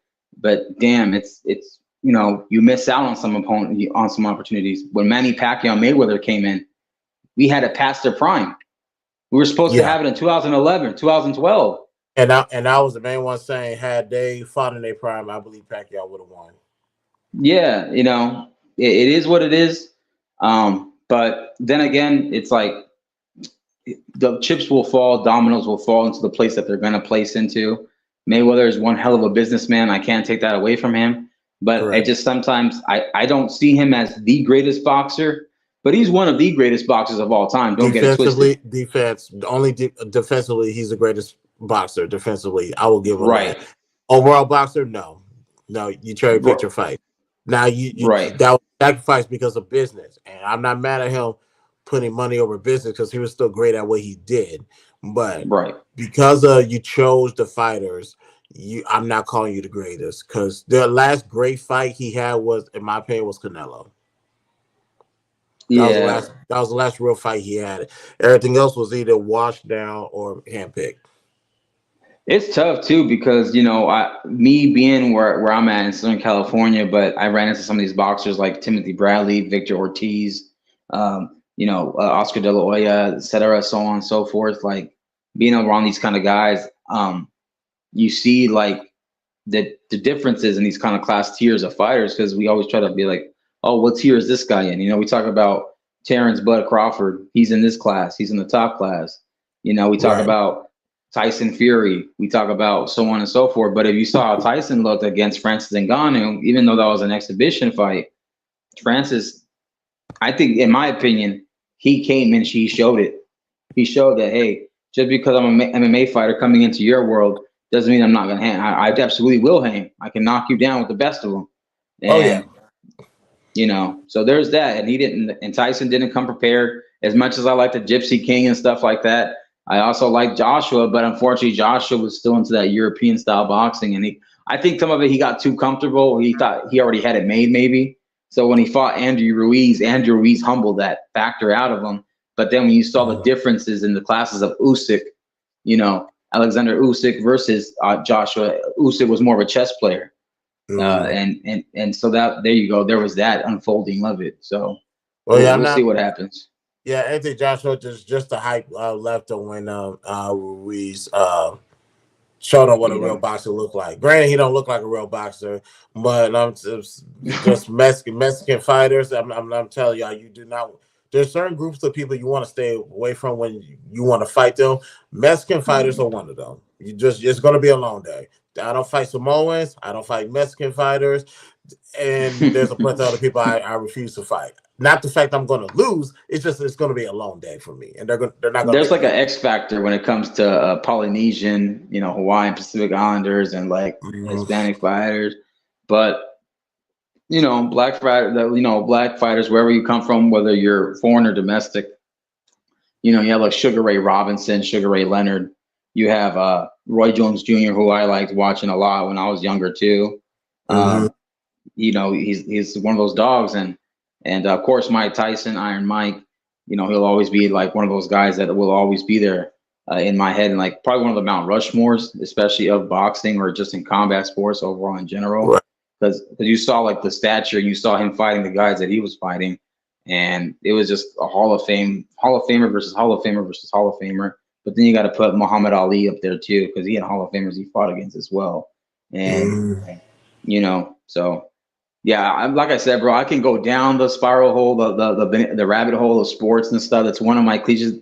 On top of like when it comes to Marvel comics, when it comes to entertainment, movies, medias, and shows and stuff, even fitness, God, stuff like that. Like I know that I think, no offense, I don't know if you can bring up his name on here, but Little Podcast, he was having a discussion of are God and the devil the same entity or being, and it's like no.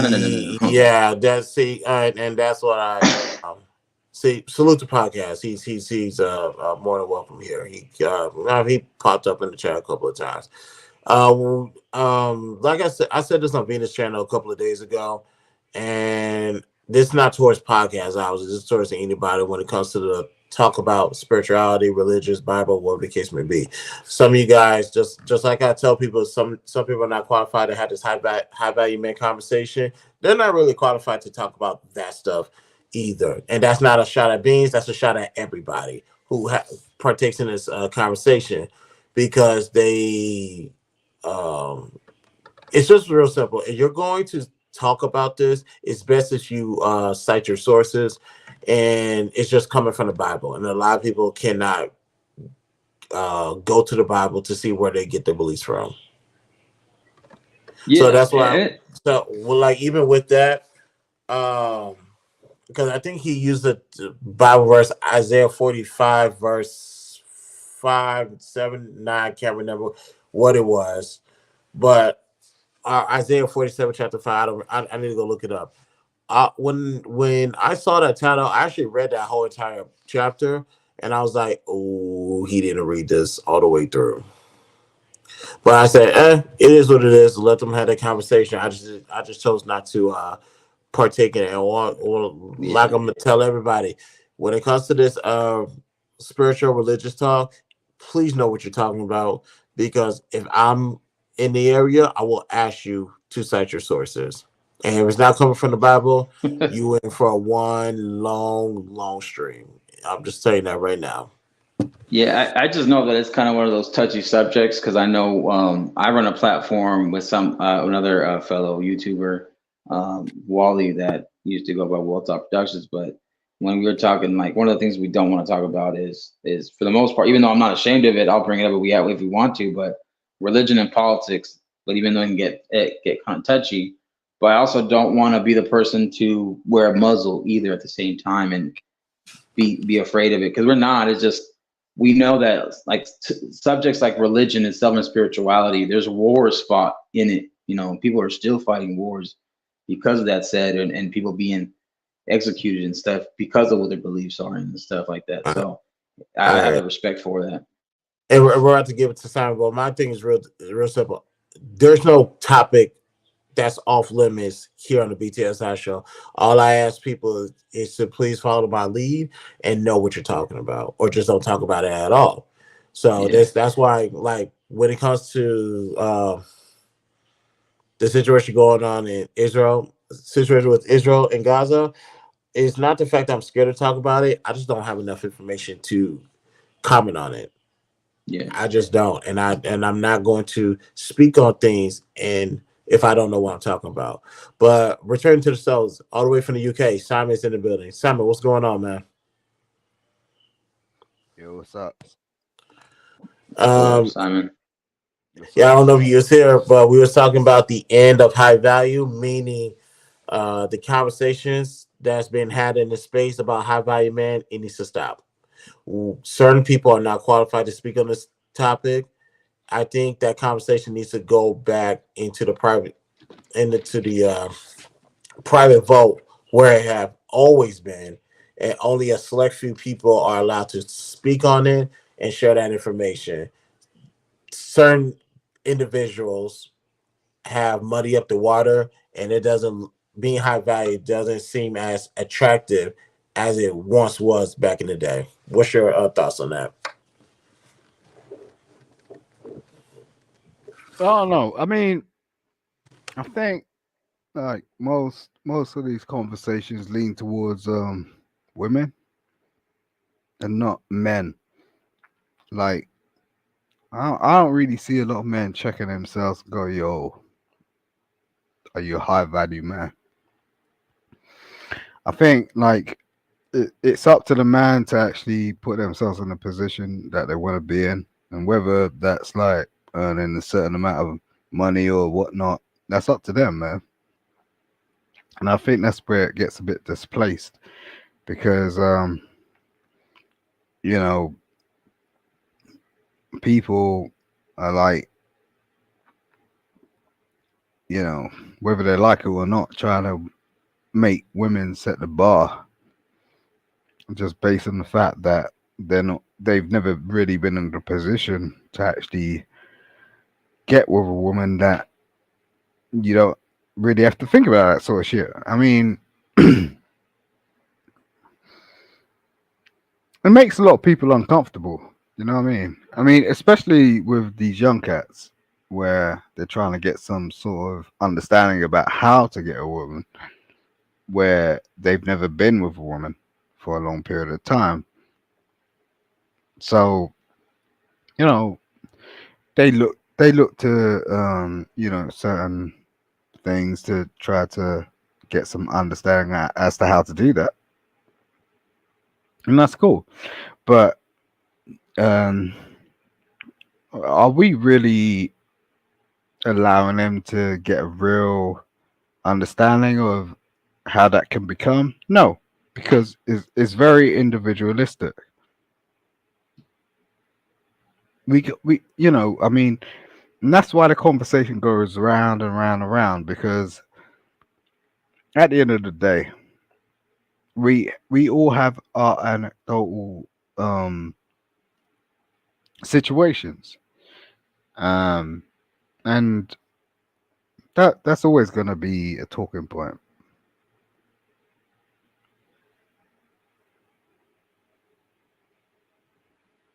And I'm a bounce on that one. Oh, my bad. My thing was on mute the whole time. But I agree with a lot of what you're saying. But I do want to let you know this is a conversation. Like, well, as far as women go, which is it's also another reason why this high value conversation needs to go away from the public eye. Because honestly, this is not a well. Let's test that theory. Making her debut on the BTSI show, one of my favorite people in these spaces. Now, usually, I don't have a problem with holding women accountable. She's one of the people that will allow me. Well, Shout out, Marcus. I'll put it like this: I'll take a step back and I'll let her Talking about speak her Simon. mind. She goes after women. She goes after men. She's a beast. Love her to death, ladies and gentlemen.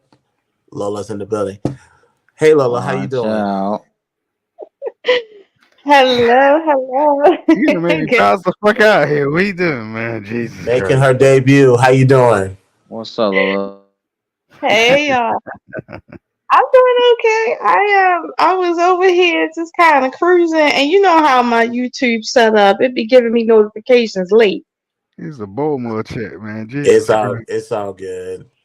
But we're talking today. I don't know how much you caught, but the end of high value, meaning this is a conversation that should not be um available for the public. I do blame Kevin Samuels for bringing this up to the public, for publicizing it a few years ago. And that's the only legitimate gripe I have against him, because I see other individuals who should not have opinion on this topic, or who go as far as to say they are high value, but they don't have the traits of being high value. Matter of fact, earlier we did the I gotta go look for it. We did the definition of high value. A lot of people don't know what that definition means. We have to break it. I had to show people how to break that definition down and get the true meaning. But at the end of the day, you still have a bunch of dusty ass individuals who call themselves high value. From your standpoint, what is your take on that? Well, I'll say this from the general public standpoint, right? You're right. I do blame Kevin Samuels because he recklessly introduced that topic to a people that was not ready to hear it. And what he didn't do is he made a slight caveat, maybe one or two times in that definition he gave, but he didn't consistently make that caveat.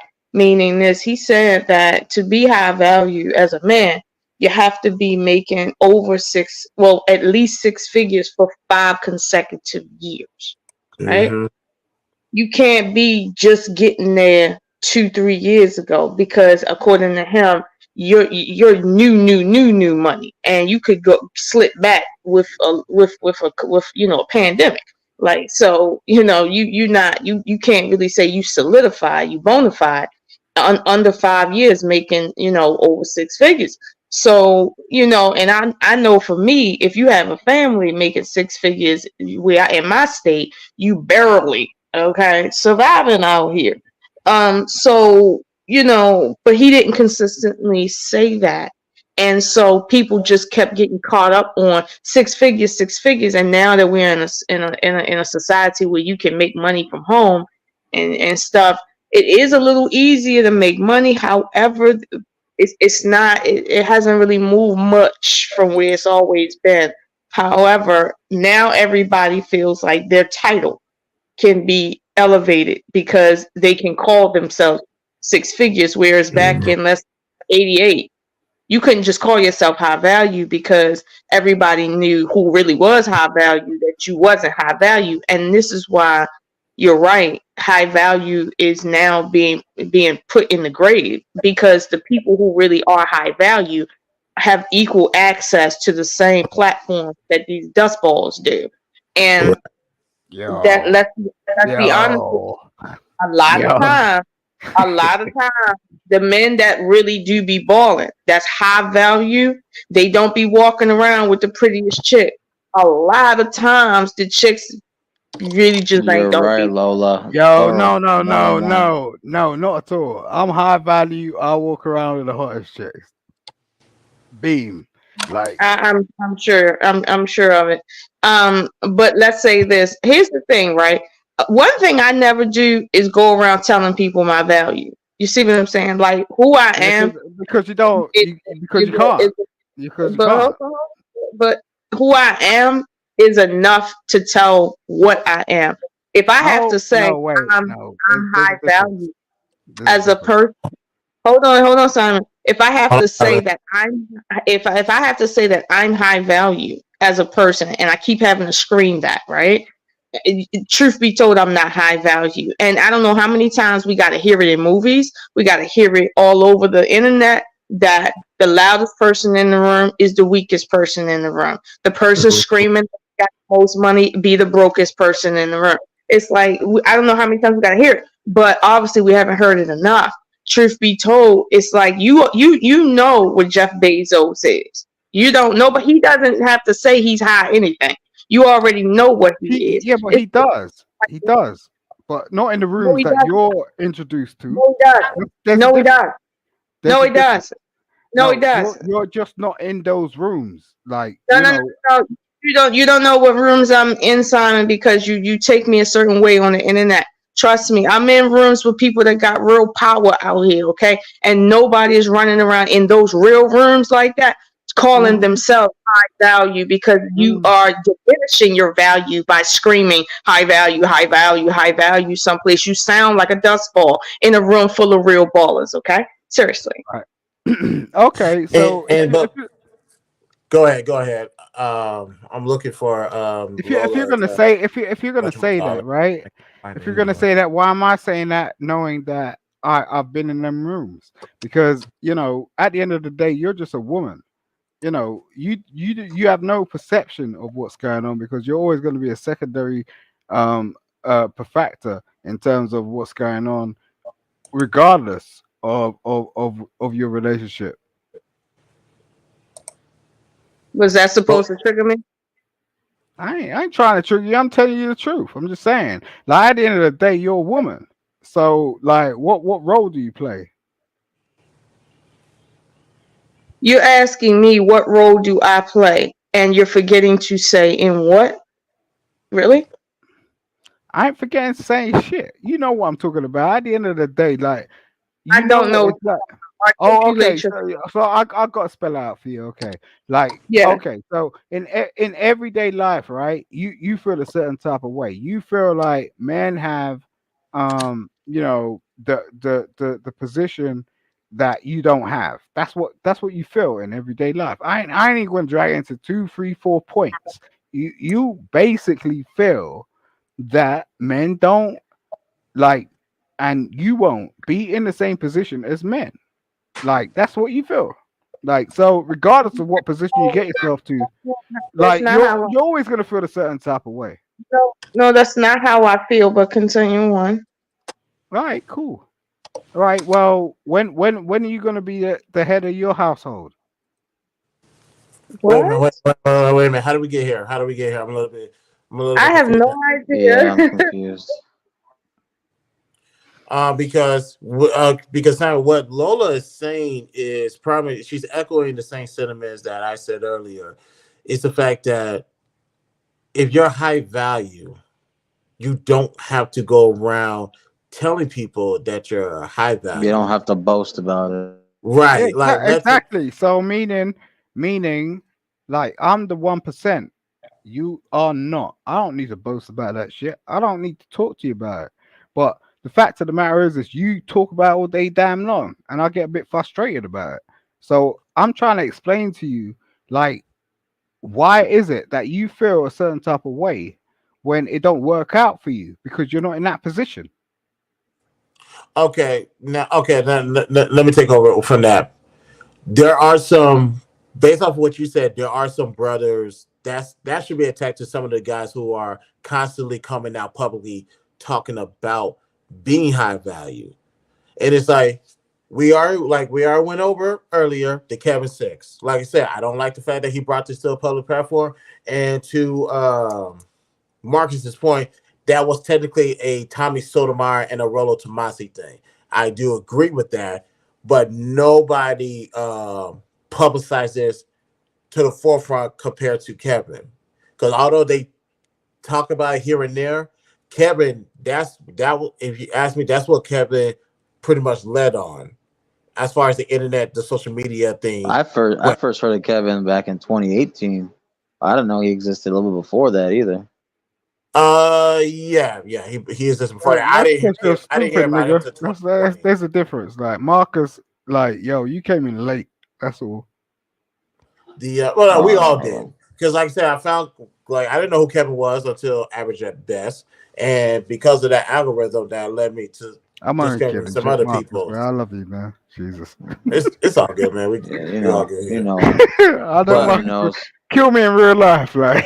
but no, Well, but to what Cut me Simon was today. saying, to hold on real quick, to what Simon was saying earlier, there are some people who want to be part of this club, but they're not part of this club, but they say they're part of this club. But let me play that one video. Let me play that video of what me and Angry talked about a few months back. If I can find it, there it is. This is probably the only thing I fought Kevin Samuels for. I heard about high value before I came on YouTube. I wasn't there in my life to even worry about that. Yeah. That was always supposed to be on a need to know basis. That was never meant for public consumption. That was not even meant for the barbershop. Now everybody's trying to find a way to be a high value person. What they try to do is add other qualifications to say I belong there. Really, to be truthfully honest, when you start talking about high value, the real definition of it, it's a criteria that most men are not going to meet ever in their lifetime. Right. That's the unfortunate thing. There's nothing shameful about being a working class man. You know what I'm saying? There's nothing shameful about being a dude that is an electrician or these. And I'm gonna stop it right there. He's absolutely right. A lot of people want to be part of this group, excuse me, be a part of that group, but you're just not. That's never going to be you. All these traits that you have to meet, that you can meet them, but all of them, no, never. And is No, the and like here's the thing, that's okay. That's perfectly fine. I think it's I'm wrong. still a great man if I'm never going to be high value by the I true. totally agree with you, man.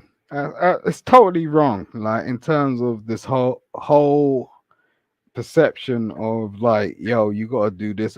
I mean, Jesus, like, Mhm. Well, like, I'll say this right, and I think things are getting lost in translation.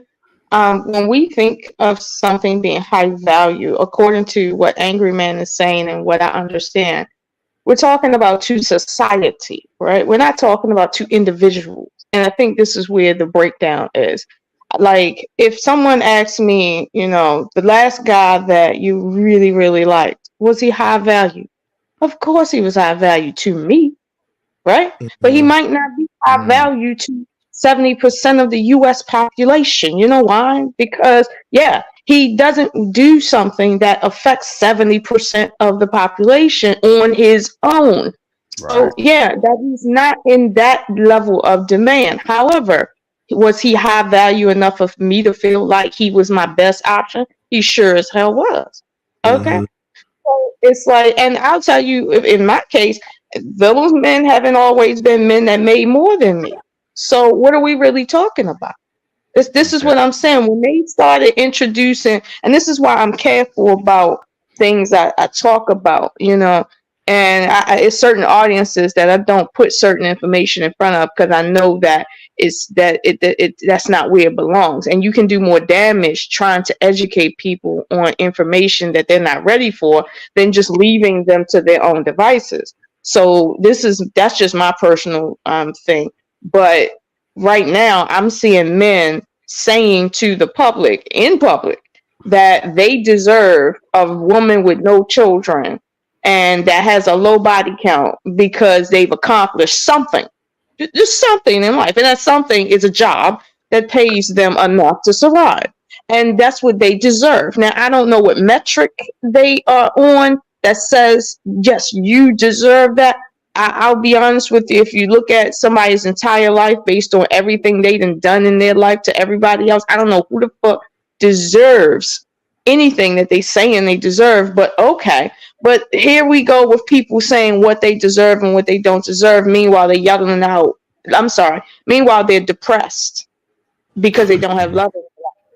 Literally, they're No, depressed no, because that's they fair. don't have love in their life. And the problem is, I've seen men who are quote unquote really high value, right? Married, did everything right, and they're fiending for somebody to actually hug them that mean it, fiending for affection, fiending for all of that. So it's Mm. like I don't understand why men don't take shit seriously and stop like acting like little boys for real. Because right now it's like me and Roy was talking the other day. Y'all, a lot of men out here in a whole midlife crisis and don't even know it. Like they don't even know it. They out here talking about they 40 something years old, 50 something years old, still on the dating market, looking to be single and mingle and enjoy their single life till they get married. And it's like, dude, no, you looking at a lonely end right now. Keep focusing on women and the quote unquote wall. Like women will outlive you, know that for sure. But it's like people are really delusional because they looking at people like Kevin Samuels, who did not show you how high value he was, and they're believing in a dream that don't make any sense. My thing is right now, if you're a man, right, and you got a job and whatnot, if you're attracted to a woman and she do it for you, don't, and you know your ass is, let's say, 38 and above, don't play out here in these streets. You better be faithful, and you better understand your value is in what she can't get elsewhere. And if you really love her, she can't get that elsewhere, but she can get another dude that got money. She definitely can find another trick. So it's like, don't fool yourself thinking because you got money now you are higher valued as a human being than anybody else. Yo, Well, and like yo, we said, earlier, hold on, Sam, I'll give it to you because a lot of people don't know what. And let me actually address the part first. When you said about was your last significant other high value, he was high value to you, and that's totally fair. That is 100% fair, and that's why. Um, one second, y'all. And what's up, man? Simon, take it away. I'll be right back. yo, no, what I was saying is, the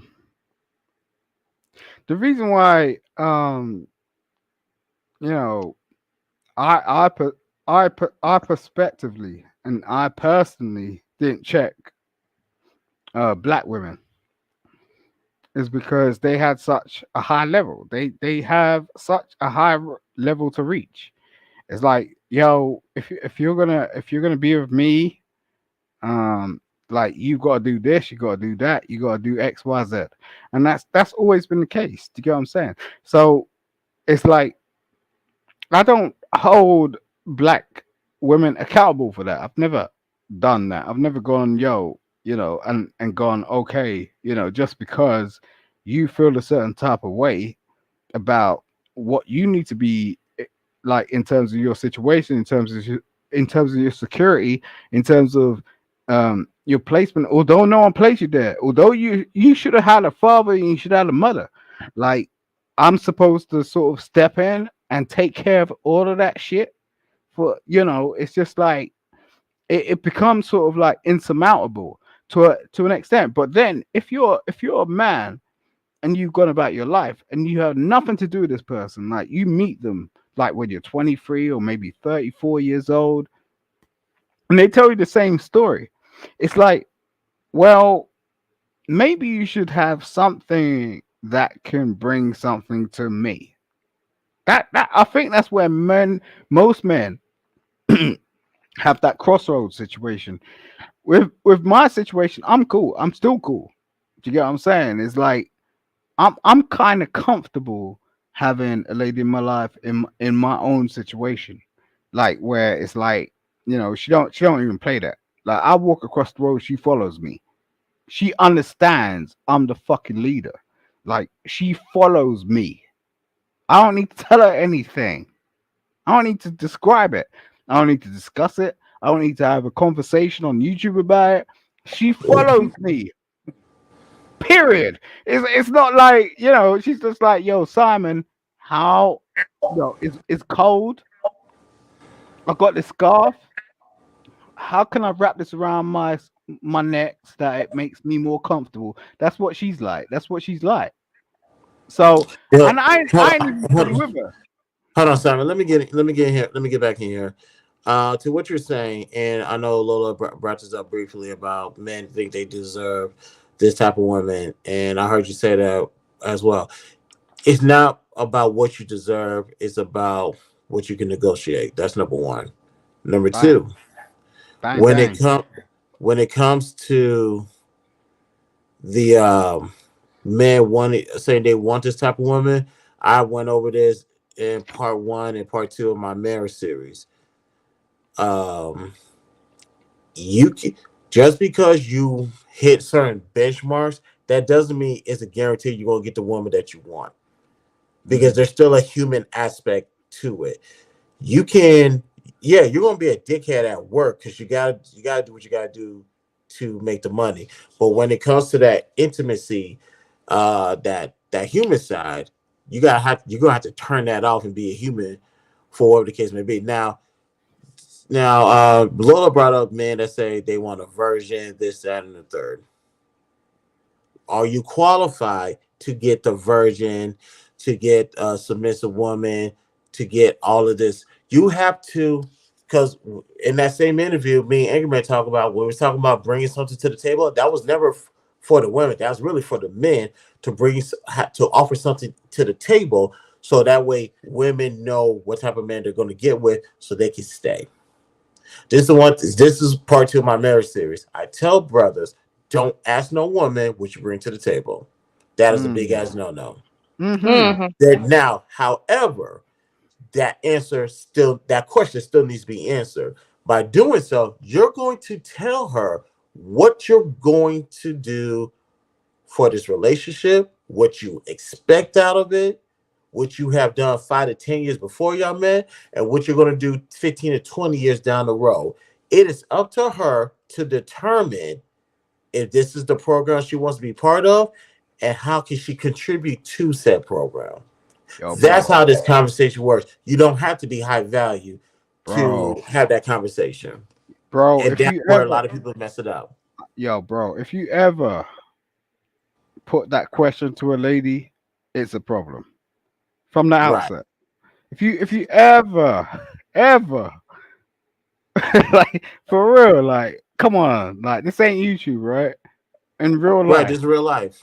like, you turn around and like, she comes up in your house, right, or some shit. Like, you have a date, something gone successful or some shit. Like, it's just like, it's cool, and you're comfortable, and you turn around and start talking about that sort of deep shit. She's gonna be questioning you straight Yeah. away, But and No. you're gonna, Simon, you have to understand the reasoning for the question. It's not just because a man can't ask the question. If he want to ask the question, he can. If a female want to ask that direct question, she can. Some people are direct like that, and it might work out. But the problem is when you ask someone what do they bring to the table, the problem with the question is in the question. If you have to ask, you don't know. And the bang, question is, if you don't know what this person brings bang, to the bang, table, bang. clearly you don't know them and you need to get to know them. Clearly, Mm, if there's time invested in knowing this person and y'all just so happen to, start seeing each other like that, you really are slow as fuck. Like, seriously, mm, because you don't even know why you on a date with them and stuff. Like, real talk, when you ask the question, what do you bring to the table? Like, I don't go out with dudes that I'm not already knowing what they bring to the table. I'm out with them to figure out, do I want to be at the table with his personality? Thank I already you. know what you bring to the table. I don't need to say, well, what are you bringing to the table? I have to figure out, can I withstand you when you angry? Like, I know what you bring to a table, which is your the security you bring. Okay, cool. I got that part. But now we got to figure out the real you that you can't fake behind your paycheck. That's where people are failing at. Now you got the money. Now you six figures, but nobody wants you. Case in point, Bruiser had a show he did briefly where he brought eligible bachelors on his show. They all was making six figures, right? Mm. Nobody got a hookup. Nobody was calling. You had a lawyer. You had somebody that was practicing just high level dudes, right? But nobody or none of the ladies was calling, and they wasn't ugly enough, and right. But here's the truth of the matter, right? Personality wasn't there, and as Chris said, this is a human thing we dealing with. If I don't feel that personality from you, it don't matter how much money you have. I'm not feeling you. Now, if I'm greedy, I'll fake like I'm feeling you. But you'll understand you will be single as sooner or later. But the truth is, now that we both at the table, now that I make money, you make money, now that I got an IRA, you got retirement, we got investment property, we got this, we got that. Now let's deal with the truth of the matter that humanity has not had a chance to do since the beginning of time, which is deal squarely with the person. Let's That's deal with boss. that. That's Right boss. now, Uh, I don't deal with men that I don't jive with on an energetic level, and that is high level value right there. Okay, when a man walks into a room and his energy is on point and you just can't stay away from it and shit because he screams man all day long. Okay, woo. that right there is what I call high value. This is why you can be a lawyer, you can be a judge, you can be a president, and you still won't get bitches. Like, so I don't understand what's up with this. I'm making money, so I deserve something. Listen, keep getting your money. I ain't saying don't get your money. All right, okay, I'm Trump out here. I get your money. But get your money. But don't forget that you are still human. And just like that woman, right? And let's just flip it, right? If a woman come to you and she says, I bring everything to the table. I can cook, I can clean, I can do the quack 3000. I mean, I do this, my weight is matched, right? And she bring all she not lying. She's bringing all of that to the table, right? She can do all of this. But when you get in the room with her, you just feel awkward, and she Yeah. never really understands to how to read the room. She's not nurturing, even though she's doing all these things and running around and taking care of business. Mm. So it just ain't gelling in an authentic way with her, in a way you can't really explain. At the end of the Mm. day, you're not gonna feel her, and thus something's gonna go wrong with that relationship. Why? Yeah. Because there's a human element there that is not something you can control with money. So at the end of the day, it's not just a man thing, a high value man thing. Women are running around talking about, I'm high value, my value and my worth and shit. And I'm sitting here like, listen, I don't know what the fuck my worth is, but I know what I ain't fitting to do. I tell you that. And I'm okay with that. Like, that's where I'm beginning in that conversation. But truth be told, right? I'm not high value for every man. I'm just not. There's some women that are high value for certain types of men, and then there's other ones that's not. And then you got a sector that will see a woman that is worth their investment, but because of where they're at, they will never invest in that kind of woman. Let's say authentically.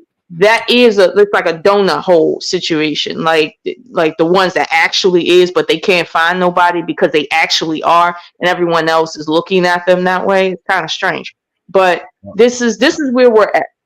Like, this is where we're at as a human society, and I think we need to start dealing with life based on where we're at, not where we used to be at or where we want to be at. Because right now everybody's talking about traditionalism, and I'm like, yo, nobody wants to live in a time period outside of the time period they was born in. So I don't understand why we're sitting here acting like everything in the past was all peaches and cream. I don't even understand why we're looking to the future to be something so drastically different when in reality we haven't even mastered where we're at. It's like, I, Now, come on. I can tell you why. I can tell you why. Because some people do still have that, you know. And I get where you're coming from. I do love where you're coming from. I do. But I'm just saying, like, I've never had a problem like that. Really. Like, I swear to God, like, I get on YouTube, I do my fuckery, I do all this bullshit.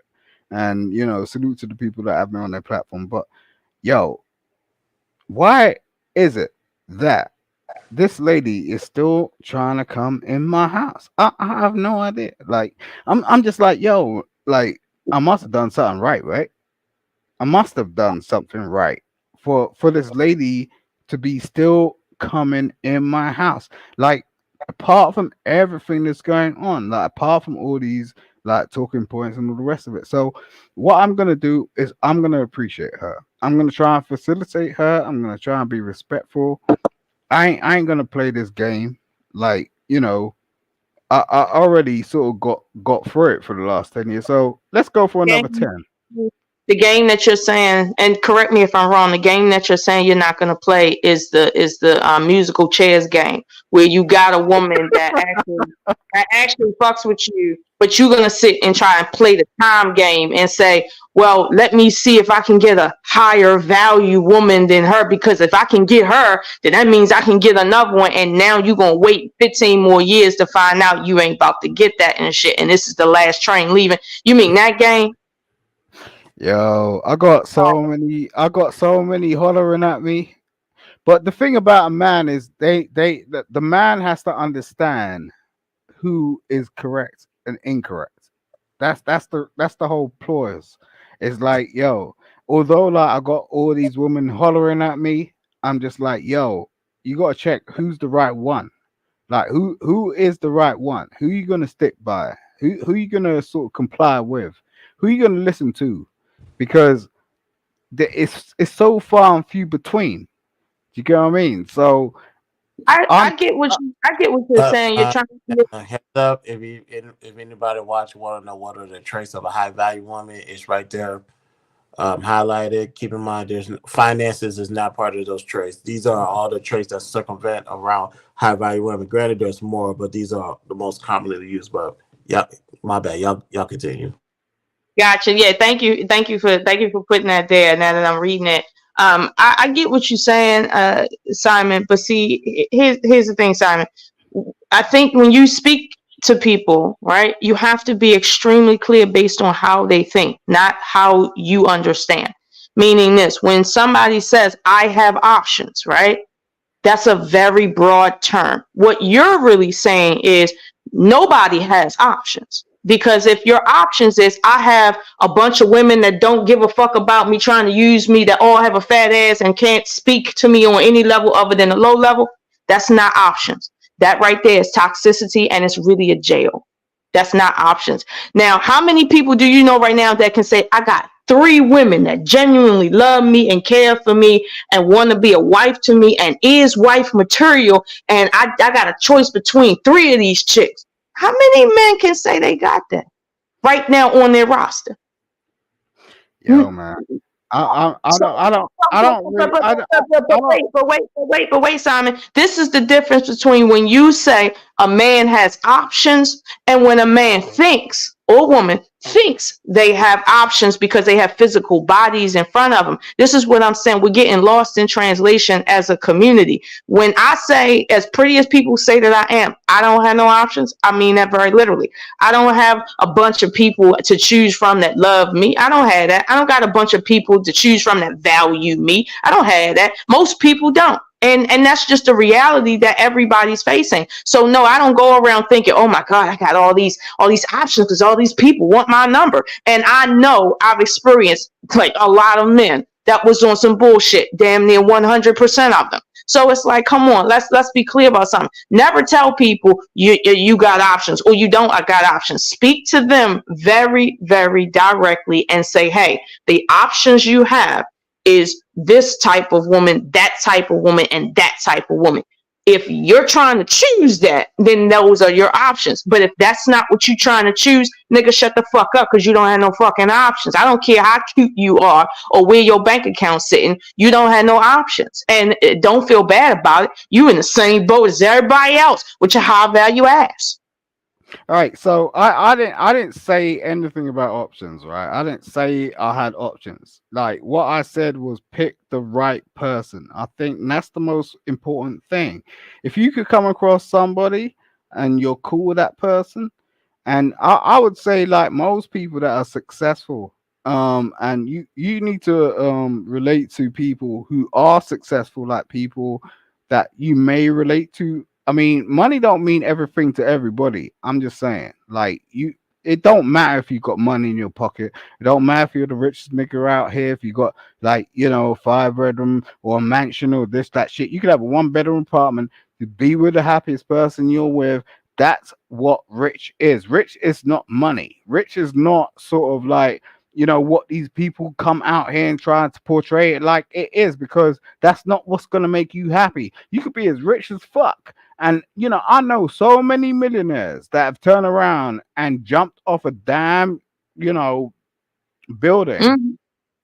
You get what I'm saying? Just based on the fact that they couldn't handle what they were doing, or it wasn't happy in their lifestyle, or this, that, whatnot. So, just be happy with what you got and understand who you are, and never make people detract from that, because I think that's the biggest thing. The thing about sort of making people be in your ear, make you think that you're something else when you're not. If you're happy within yourself, no one's gonna detract you from that. Really. You get what I'm saying? It's like, but you can have your likes and you can have your emotions. Like you could feel a certain type of way. You could go, okay, I feel this certain type of way about this certain type of person. Oh, she makes me feel this certain type of way. Like you, Lola. It's like Lola makes Lola makes me feel a certain type of way. But at the same time, like I know Lola's living her own life. At the end of the day, I gotta live my own life. It's just Jesus Christ, stop getting in people's But problems and anxieties and like crazy stuff. It's like chill the fuck out, bro. Just do Simon, you. don't dismiss that money does play a role in this whole How thing. Like though? Are you it right? So does, how? So but it doesn't play the role that we're giving it. It's not that it doesn't play a role. It does. It just doesn't play the role that I we're don't, I don't, I used don't think it does in this to. day and age. It don't, because at the end of the day, like, Actually, let me jump in here. Here's why it does. Keep in mind, this concept started in the 80s. Think about it. Now, Kev's, let's use one of Kev's talk traits. Six figures. Six figures in the 80s was something.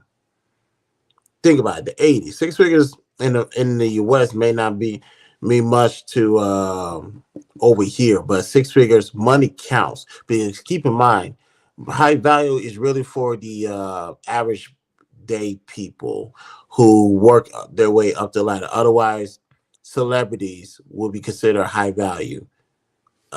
These athletes would be considered high value. They're not considered high value for a lot of reasons. Because we are saying most of these men don't will never be qualified to be fully high value. The athletes and the celebrities, they disqualify themselves and they have the most money. So all right. money, go ahead. So, when you say no, right? Let's take a Will Smith for example. Not high value. Keep going. He's not high value. No, You No, serious? no. All no. right. So, okay. All right. If he's not high value, then what is? If he's not, most celebrities and athletes, no, they're not high value. Think about it. It's high value is if I had to give this the safest occupation, doctors, lawyers, business owners, entrepreneurs, so on and so So, forth. so the unknown people we can't name. There you go. This is for the unknown, the average person. This is not meant for any celebrities or any other that. Money comes different, and they lose a lot of money different than compared to everybody else. So Okay. when you say not, does that mean is it impossible for them to be high value? No, it's possible. It's just that their role is a lot more challenging than everybody else's. As a matter of fact, I wouldn't even much know where to begin with making them high value. If I had to be perfectly honest. I understand you, bro. I understand you because I see that the same way. That's why I went into law myself. But I'm just saying, like, the fact of the matter is most people don't see it that way. You get what I'm saying? Like, most people see, you know, TV, internet, this, that, whatnot, personalities. That's what they relate to, right? Mm-hmm. Like, that's what they aspire to. They're like, yo, this is what we're supposed to become, especially our young people, children that we bear. Like, what are they looking up towards? And do we have like somewhere we could point to going, okay, you could be like a doctor or a lawyer, this, that, whatnot. Um, Um, if I had to go based on everybody who everybody knows, obviously Anton. On this side of YouTube, if I had to think of one, obviously Anton, one of my mentors, who been a quantitative statistician for 20 plus years. He's high value as well. And also, fun fact, ladies and gentlemen, he's the one that also assisted in giving Kevin Samuels some of the stats that he was to read off to as well. okay, that's good. But yo, I've got to bounce, man. Salute to the panel. Salute to your chat, Christopher, man. I'm gonna try and bounce in a bit more if I can. Yes, sir. Um, You know you're welcome here, man. Lola, Marcus. Um, but I've been watching your platform, man. It's good. I see like you rocking out a Brittany B, sorry. Brittany B. Sorry, it's late over here. Brittany It's out here, B man. and all that sort of shit, man. That's what we gotta do, man. Um and you be bringing across some real facts. I love when I can just chime into a platform and learn something from somebody, and you taught me some things. Do you get what I mean? So salute to you, bro. I appreciate that, man. Thank you. Thank you. Come back anytime. Thank you very much. Good night. Good night, Good man. night. But to I have to keep in mind Simon is from Europe, and Europeans have a certain personality type. Yeah. It's all good. It's all good. Mark, you still with us, right? Mark is asleep in the kitchen. It's all good, man. But with what you're saying earlier, like everybody have their own version of what high value is, and that's perfectly fine because earlier, please let it be good. We went over the definitions of what it means to be high and what does value mean. High has 13 definitions. Value has 8 definition according to the Oxford Language Dictionary, but pertaining to this group that we're talking about, which is a exclusive group. And granted, a lot of people online did not know what it means to be high value, which muddy up the waters even further. You got people who are not qualified to have a conversation, people who don't meet the traits, people who don't have mentors who are high value, and on top of that, they don't know what the word means, which is all the Well, more.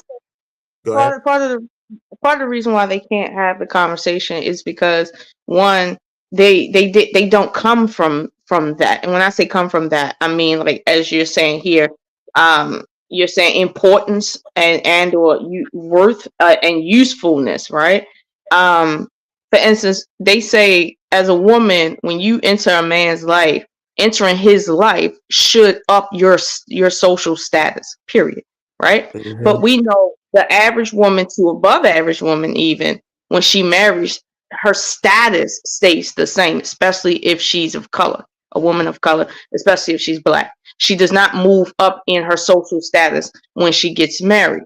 So that is an indicator right there that there's bigger problems above who's high value when it comes to systemic issues in the community. So my thing is, as a man, if you was with a woman, right, and you broke up with her, but meanwhile, when you look back, you can see she didn't gain anything from being with you, nor did she lose anything from leaving you. That tells you where your value is at. but I'll use my father, right? Every woman that he's ever been involved with have done things and been exposed to a lifestyle that she didn't have prior to him. And after him, she's been literally in the game looking for somebody on his status, period. And most of the women that he dealt with have never found that after him.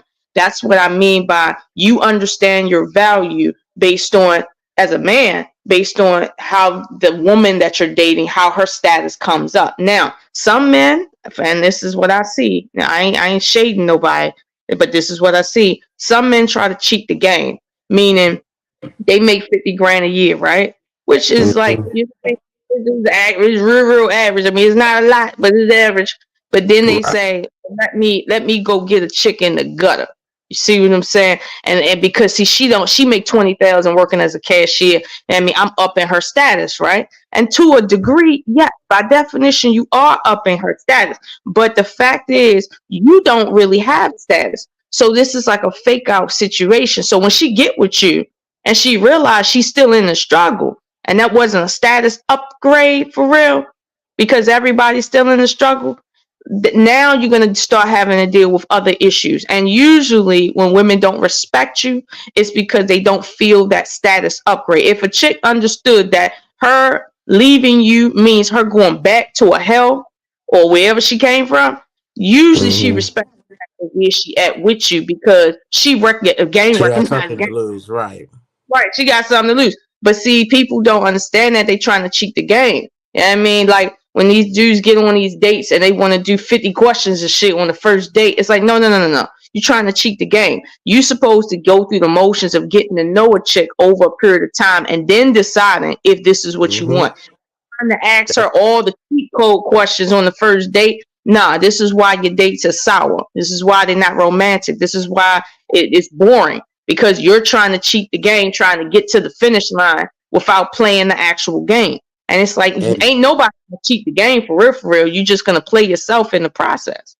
Right. And this is why I always tell people it doesn't take more than 3 days to know who you're talking to, who you're dealing with, and who you want to be with. Obviously, don't go overload on the first date, because you got to stretch it out to the second day. You got to stretch it out to the third date, whatever the case may be. So, and as far as cheating the game, then I gotta go as far as say you making 50,000 and you get with the chick that's with 20,000. Depending on how your finances are set up, who you upgraded. You haven't upgraded yourself fully. If we have to be perfectly honest. Because she's going to come in there thinking that, oh, this is an upgrade. I can stop working and rest in my femininity. But truth be told, she can't. She got to work just as hard as him. She got to be pregnant, working a minimum wage job to even get to 70, which ain't shit for real in my state. And now it's going to feel like a struggle. And as you know, women don't respect struggle. Femininity don't thrive in the midst of struggle and war. So it's like, hey, this is what we're dealing with, though, because people want the title of high value. They want to feel like they're in a position that they're not. So instead of, like you said, upping your actual status, like really for real, upping your status and then bringing a woman on, whereas you can bring her on fully, like as a full partner for real. And I'm not saying that a woman can't work and contribute. I'm not saying that. But truth be told, if anything should go wrong, you should be able to hold the fort down as a man. That is how it should be. I don't care how you hold it down, but you should be able to hold that shit down. Well, but a lot of people ain't working on that type of time frame.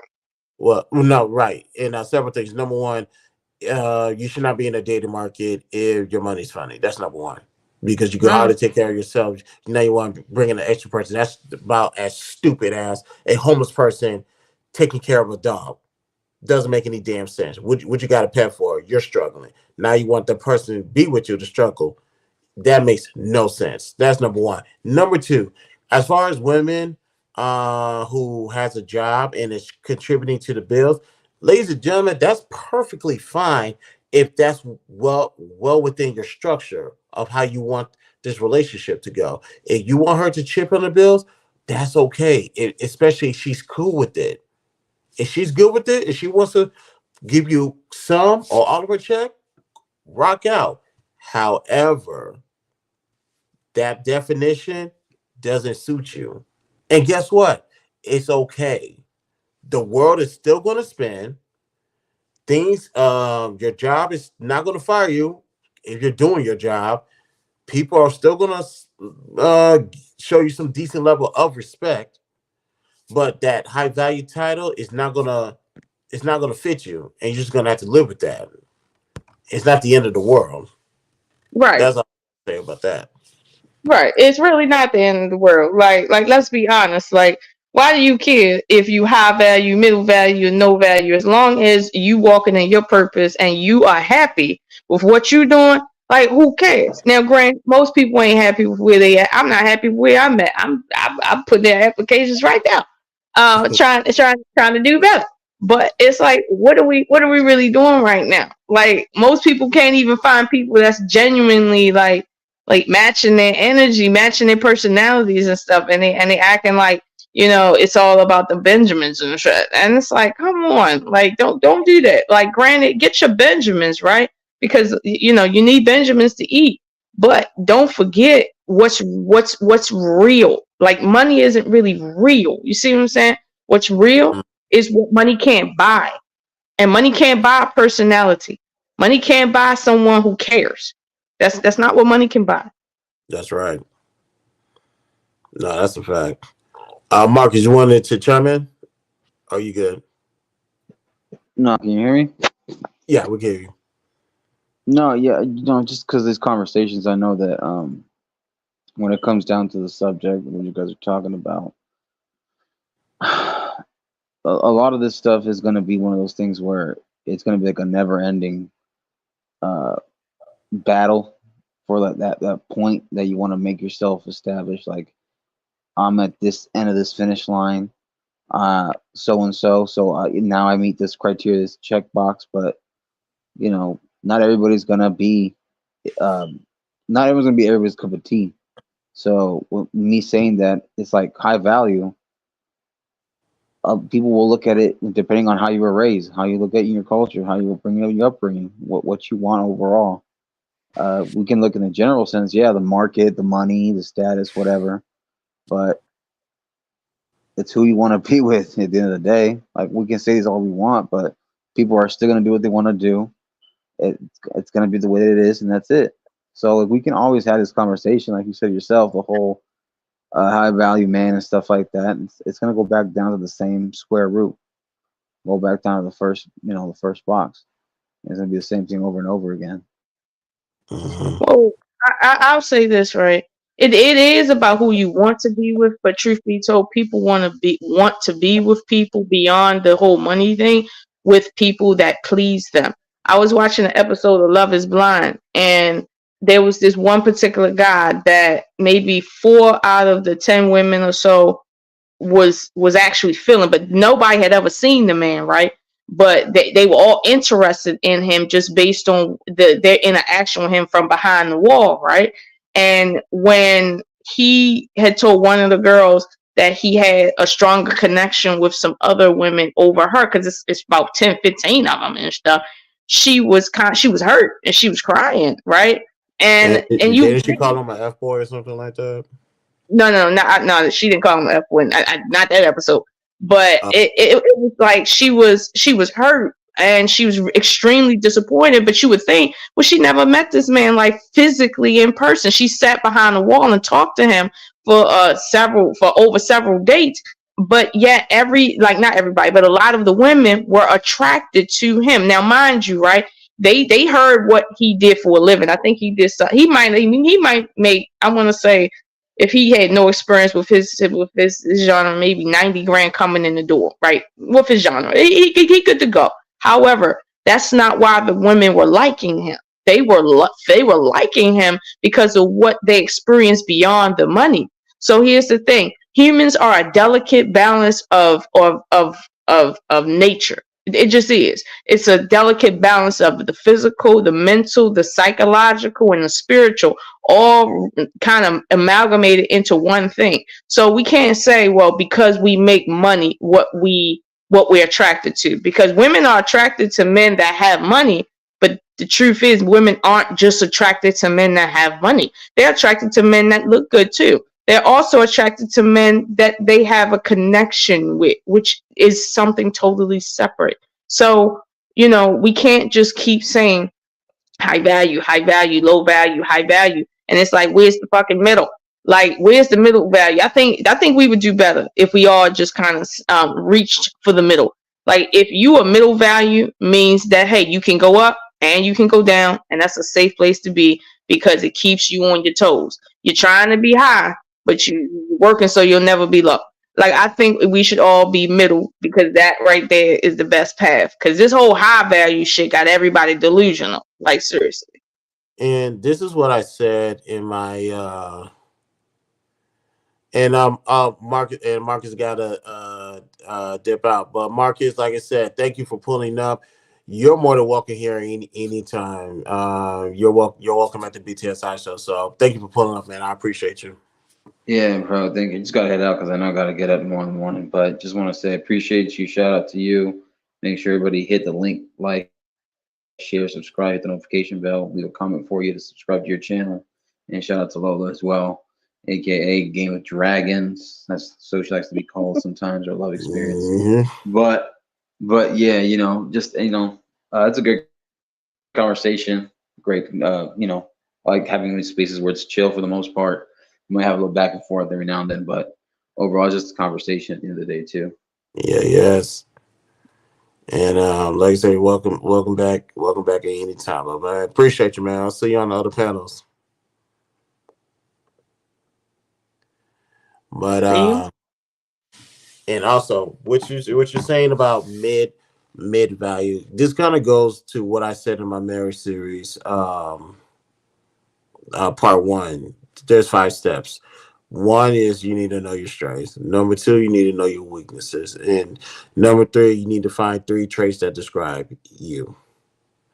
And you need to prioritize. Once you prioritize, then that's when you can get in the dating market, find out what type of wife, what type of standards you want in your wife, preference, and how to research your wife. But the reason why I brought all that up is because when you're really focused on you say middle standards, middle value.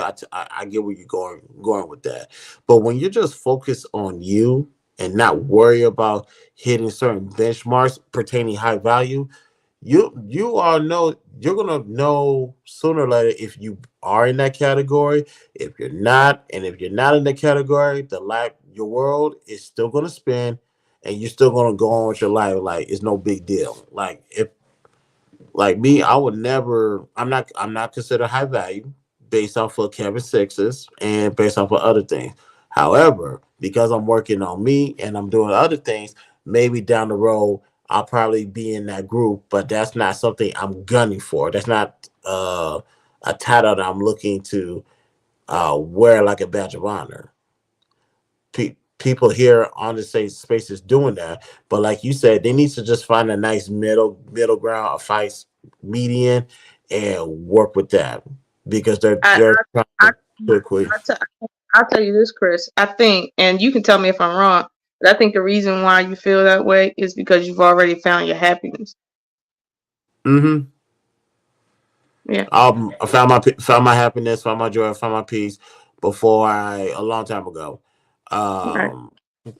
Um, Obviously, I'm a human, so I battle some other stuff too. But for the most part, I found my peace and joy. Like, it Mm. did not mean anything to me to be considered high value. My like with all the doctors and lawyers in my family, it's just a slow Tuesday for us. So Mm. it doesn't mean nothing to me to be considered high value. Now, I do would like to make a certain amount of money. I do like to know more people in the same social circle, and I do want to be utilized and be of use. Yeah, let's hit those benchmarks. But to hit the title mark, I don't give a fuck. I'm not. And matter of fact, the less I tell people about myself pertaining like high value or whatever I classify myself, the less I say that, the less roaches I attract.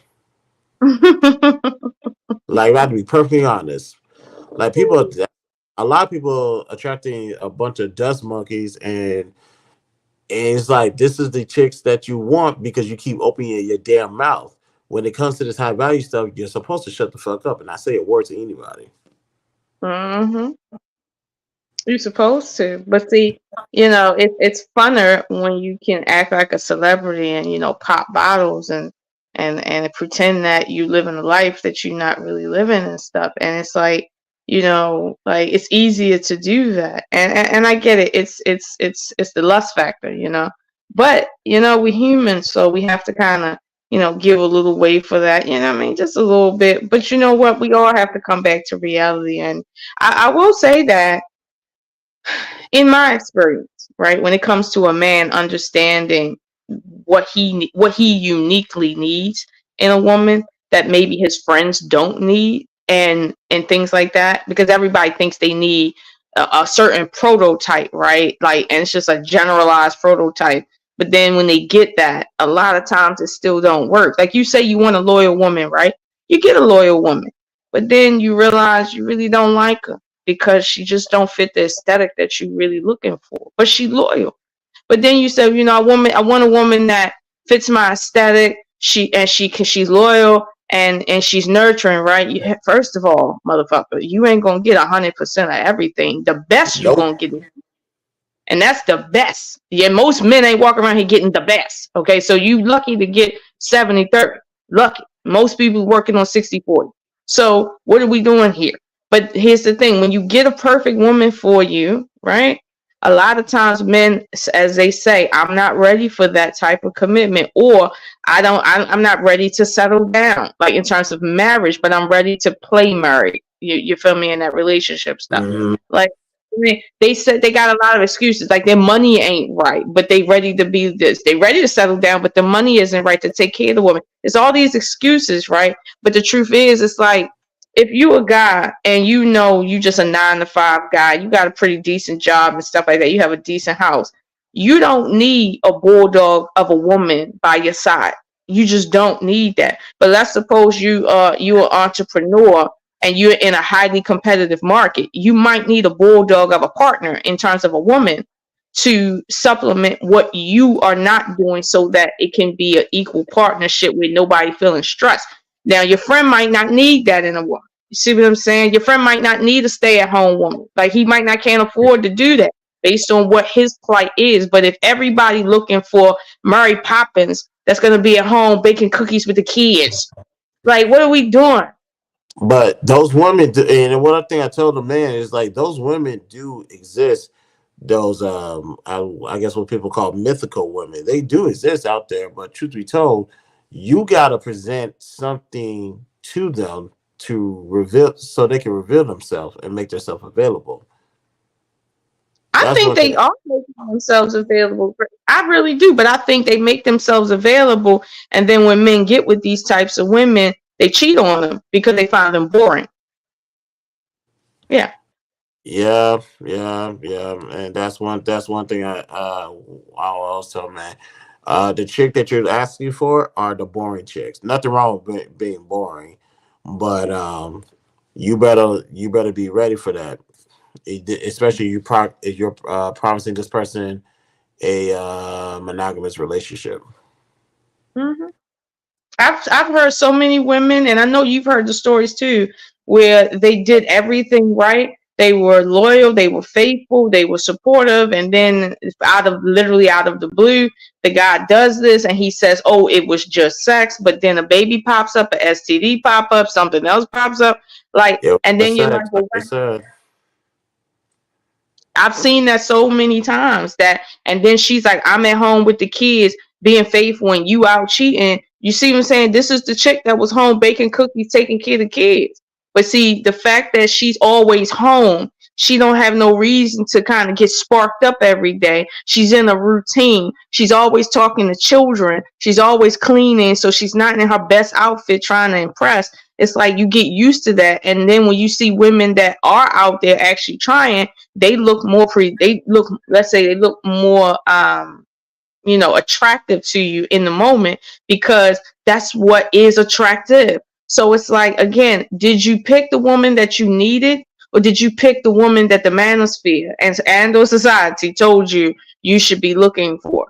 Because like every woman isn't, even women that stay at home ain't cut the same way. I'm a stay at home mom for real, but based on the way I set my schedule up, and I bake cookies. But do y'all really think every dude is really fucking with me? Hell no. I bake a lot of cookies. I cook a lot, like for real. Like everybody that know me know, like I cook spreads and stuff. Like I throw parties at my house.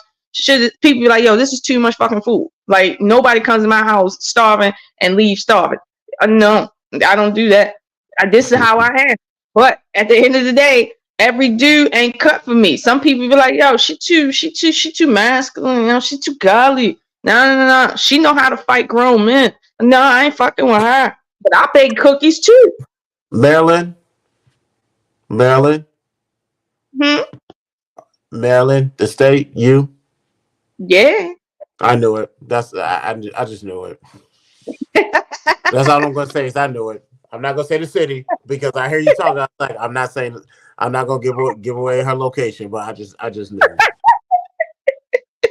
But Hey, I'm sorry, I'm from down there.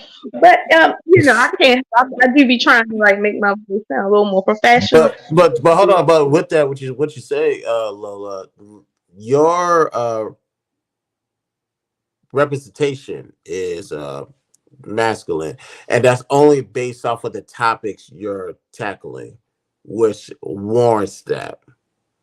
Now, one thing I tell people is you when you get to know her, and anybody on the space, when you get to know them, the real them, you have to cherish it, and it's treated like fine glass. You can't drop it.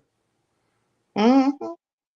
Yeah, that's all I see. Like I know the aggressive side of you, but I also see something else. And I was like, she's all right. She just going up. She just going off. It's that time for her to just go off on somebody. It is what it is. Well, see, you's a man after my own heart. Because truth be told, in my private life, people would be like, "Oh, this is two different people we talking about." But here's the thing: my persona in a certain environment is based on what's necessary for that environment. In a Right. relationship, people would say, "Yo, that is not the dragon that I know." Like I don't know what that is, but that's not the Yeah, I dragon I don't. know. Right. I don't expect the Lola that we see. I don't see that in off of YouTube in her relationship. I say I know that's not going to happen. So Yeah, no. If y'all ever seen me interact with my father, like, and I did do a live with him one time. Actually, I did two with my dad. I uploaded on my old channel. It's like I'm a different person. You see what I'm saying? But that's because that's who I am energetically when I'm interacting with my father's energy, or with a man that I'm involved energy, or with someone, a friend of mine, or someone that I don't know, or whatever the case may be. But it's like that's part of the process, right? Of getting to know someone. You might meet someone that has a certain exterior because of environmental factors, but then when you get them in let's say in a romantic circumstance, right? How they relate to you as a partner can be extremely different. Now, I'm not saying that there ain't any women out there that don't like basically disrespect their whole relationship.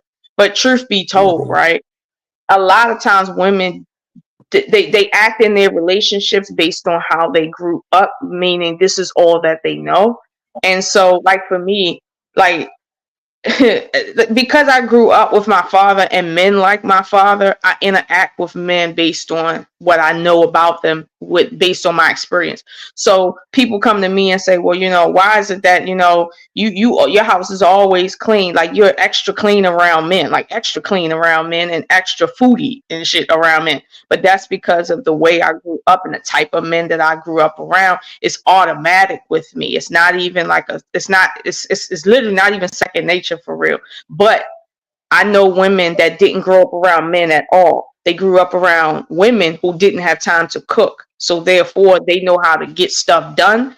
They don't really know how to sit down and break down things the way I do. And it's not second nature for them to do certain things. And it's not to knock them, but that's what they grew up as. So if you get with a woman that really love you, but let's say she don't know how to cook because she didn't grow up like that, that don't mean she can't learn how to cook.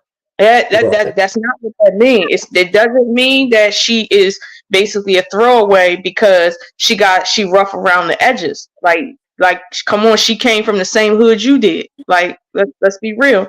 So you know what I mean. But here's the thing: if that's where you at as a man, you see what I'm saying? You need to learn your lane. And a lot of men don't know their lane. They all going for the top 10 baddies and shit. But then they're talking about women going for the top 20% of men.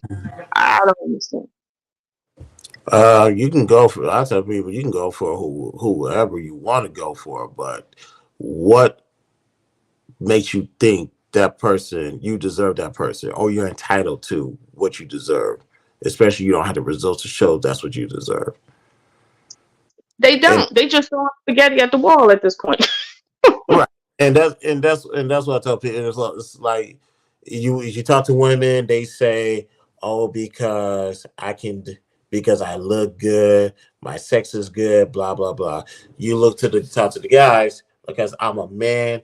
I do this, I do that, and I'm sitting here like this is exactly why you guys are failures. Number one, two. This is another reason why I don't ever want to hear you guys talk about high value again because you're muddying the water. Yeah, that's a great way to put it. You're muddying the water out here. Like, get out of the pool. Um, Mhm.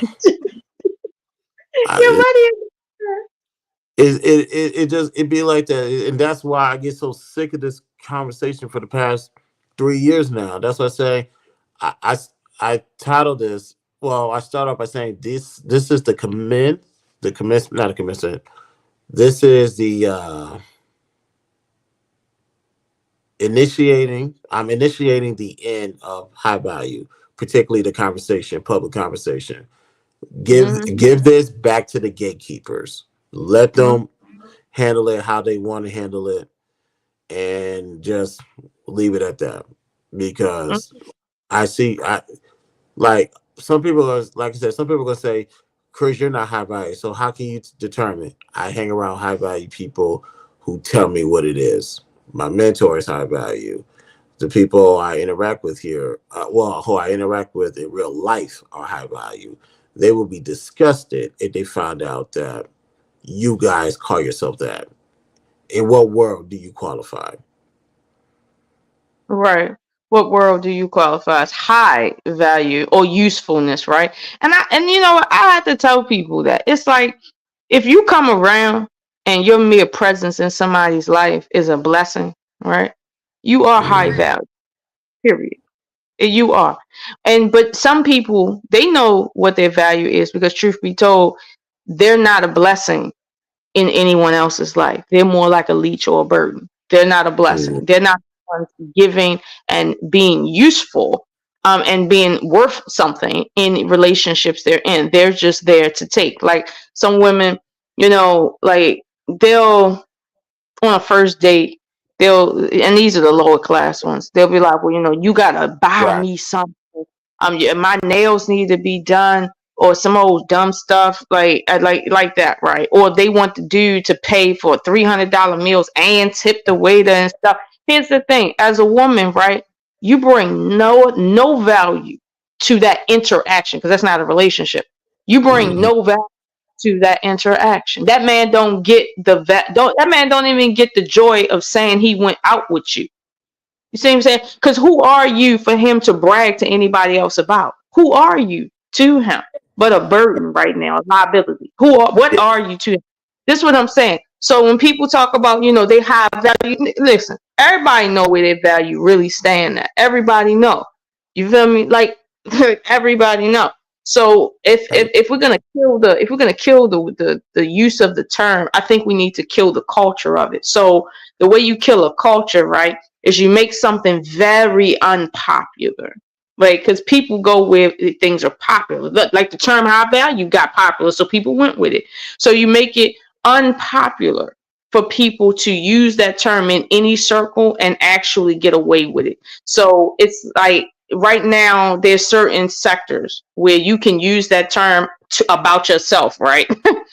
And you can get away with it. But now it is starting a little bit like people with people like yourself to not be so popular, meaning you can't come into these spaces, all of them, and start calling yourself high value, meanwhile nobody has any receipts on your value, right? Like Right. you can't do that. Like somebody is gonna call you out on that. Like right now somebody popped up on this. Now I'll tell you something. The only reason why I didn't call Simon out is because it's Simon. All right. But I when was, somebody I was surprised that you did. I was like, oh shit. Here we go. I know you felt it. You felt it, but I didn't. Okay. I'm growing. The reason I didn't is because I don't necessarily have to bust his bubble because I know he in a little situation over there that he trying to work out for dear life. So I don't want to bust his bubble. But truth be told, when he says my woman follows me, don't tell me that your woman follows you, right? Show you. Put the camera on and let me see her standing next to you while you're drunk. Let me see her follow you when you at your worst. Don't tell me shit. I can tell her to do this and she'll do it. Don't tell me that. Show me that. Because see, right now what you're doing is grandstand, saying that I'm high value because a woman follows me. Where are you going that she's following? You got a regular job that she really don't benefit from because it ain't changing her status, and she probably got to work to meet you at this status. So what are you talking about? Again, I don't need to Oh, hear how happy you are. I don't need to hear it. Like and I guess you do, but I don't. and also if you're relying on, and I'm putting Simon to the side. I'm not addressing Simon in any type of way, shape, or form. If you need a woman, that's not like to be high value. What you're saying, you need a woman to acknowledge you as high value, and I have a problem with that. Mm-hmm. I have a huge problem. Mm-hmm. That's just not going to sit well with me at all. I want to be high Mm-hmm. value with or without your acknowledgement. Right. That's the mentality you need to go in with this conversation or with this situation. And granted, and like I said, people, although we're talking about this publicly, I'm just telling you what you need to do in your real life when the camera is off. What are you doing to make yourself high value? However, Simon played it did by Simon saying that that's a good example of what other brothers do in this space. And it's like, no, no, fucking no, what are y'all doing? Mm-hmm. Mm-hmm. That's But, exactly what.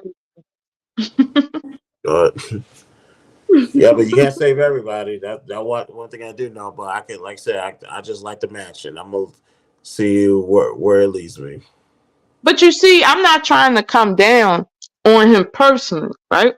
But what Right. I'm saying is, truth be told, as a man, you like you said earlier, you have to know who you are first, and what you bring to life, what you bring to your family, what you bring to your friends, the people around you, everybody, your employer and stuff. You have to know that. So it's so just one extra person being around, it don't phase your value. Period. It doesn't bring it up. It don't bring it down. But it's like at the end of the day, if you know your value because you got a woman to follow you, what if that woman following you because she got self-esteem issues? What if she's following you because some women are greedy and they don't really care? They just want the money, or they just want to be able to snap pictures beside you for the gram. Like, what And, if that's the reason why she's following you? Because women are good at faking. you know they are, and that's why I said that actually leads to part three of my marriage series. Based off of what she said in part two, part three is her actions lining up with what she said. And guess what? This might if you don't know the chick from Mechanic Paint, you just meeting her. This might be a 2 year process. Mm-hmm. And a lot of there's not how can I say this? There's not a lot of good actors out there. Not a lot. So 18 months to 2 years is more than enough to see if she just capping for the ground. Mm-hmm. Whereas if you meet somebody in your circle, you know who this chick is, so you'll know if she's faking or not before you even get with her. So But yeah, Mm-hmm. a lot of fellas is relying on, another reason why I said we need to stop this is there's a lot of men who is relying on women for them to be high value. And I'm going back, like, has my mentor ever said anything that's stupid? Nope. Just I no. mean, at the end of the day, right? when people say that, when they talk down on women, like Simon did earlier, when I asked him, "Are you trying to trigger me?" He said, "You just a woman. What do you know?" But then later on in the conversation, he's only validated by the attention of a woman and or the conversation of a woman. I'm like, all right, now. Like, you see what I'm saying? Like, some people talk themselves into a grave, and Mm, all we gotta do in 2024, hopefully, okay, is just learn from other people's mistakes. Like, the first mistake people make is they talk too much. Stop talking. there you Do go. that. Just let's talk, more do. That's all. That's all it is. Less pictures, more actual relationships. No, I agree. I agree. Like, I tell people all the time, when you come to my page, right, and I post something, you'll never know if that happened that day or 5 years ago. You really won't. And one thing I don't do is post a bunch of pictures of me and whoever I'm dealing with personally. Like, I don't do that because it opens you up energetically to hateration. And then it's like it psychologically puts you in a certain space, because now, let's suppose y'all boyfriend, girlfriend doing that shit for 10, 20 years. It puts you in a marital space, right? And then when it don't work out, you feel like you invested in a marriage, when in reality you didn't, because you told all of your community, this is the person that I'm faithful to, which Right. is, let's say, traditionally, really what marriage used to only be. It wasn't an actual certificate for the common folk. It was you announcing to your community, this is my partner. And now everybody looking at you like, okay, that is your partner. But that's essentially what's happening. So this is why people are like getting with people, and there's this tug and pull, when I'm like, hold on, was you married? Like, what's going on here?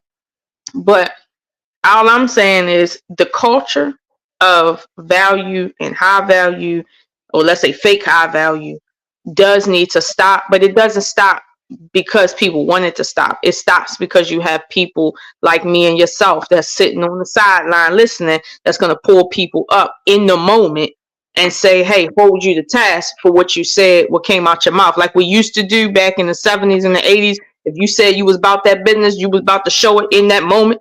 Yeah, Right. you weren't about to say you a thug and then come back 2 weeks later and type some shit. No, you was gonna show you who and what you was in that moment, if that's the case. So we got to return to the basics. That traditionalism, you know what I mean? We got to go back to that. Well, this is where context matters.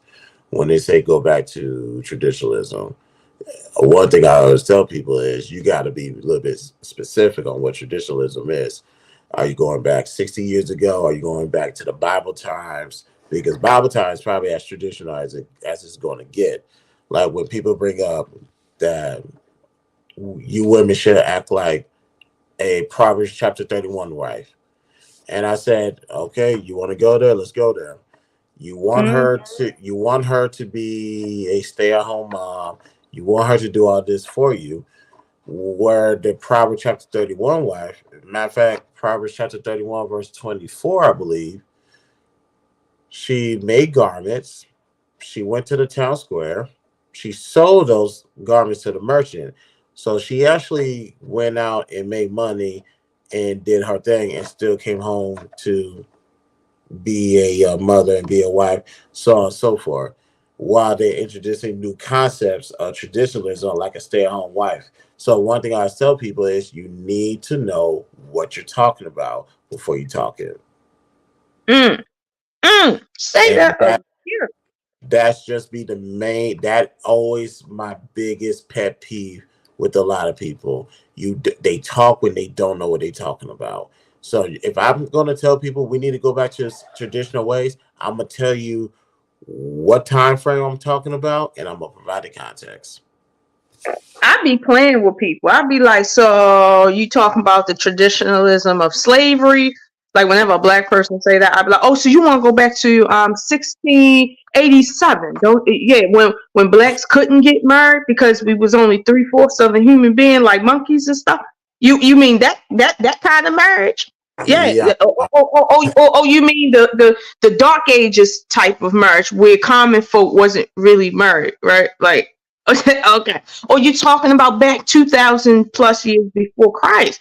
That kind of marriage where women could get raped, but then they had to marry their rapists because they were spoiled, and the father had to sell the woman off because that was the best thing to do for the family, right? To the rapist. You mean that kind of marriage? Oh, okay. Which time period you talking about? But I like doing that because, truth be told, I'm really trying to trigger something in them to understand it's not about going back to anything. It's about cleaning out what didn't work before. That's what it's really right, about. right, and it's called asking a stupid question, which I love asking stupid questions because there's so much intelligence that's going to be revealed in the whole situation. Like I would think I was on E Black's channel yesterday, and AFR was saying a lot of stupid stuff, and it's like, why would I insult this man by asking him an intelligent question? So I'm gonna ask a bunch of stupid questions because when I do it, it's just to reveal how smart you are not. And when you talk to these men in here on traditionalism going, you then have to, like I said, I just start asking them stupid questions because the stupidity is going to be revealed, and there's a level of intelligence in doing so. Like a lot of people in the space hate me because all I do is ask stupid questions. I was like, stupid situations requires the same energy. Mhm. It's not the same energy. But wait, hold up.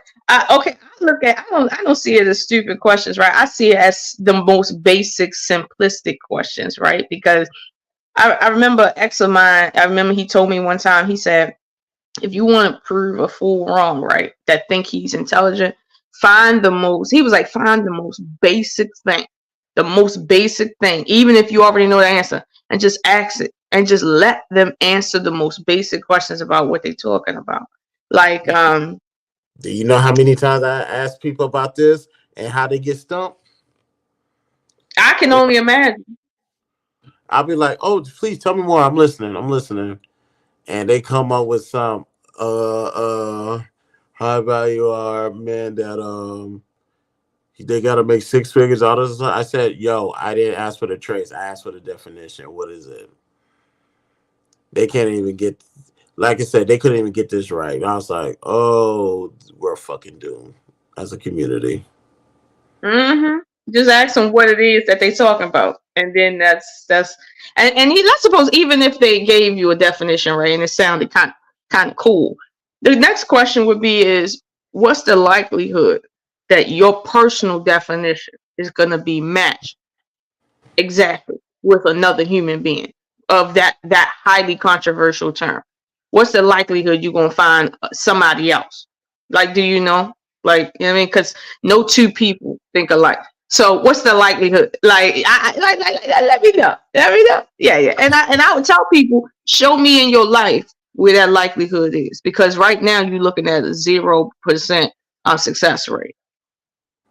Mm, not, hey, it's the people you deal with, and it's the people that we deal with, and like, well, it's all more reason why I started to pull back away from certain people because I realized I'm a lot smarter than I tend to give myself credit.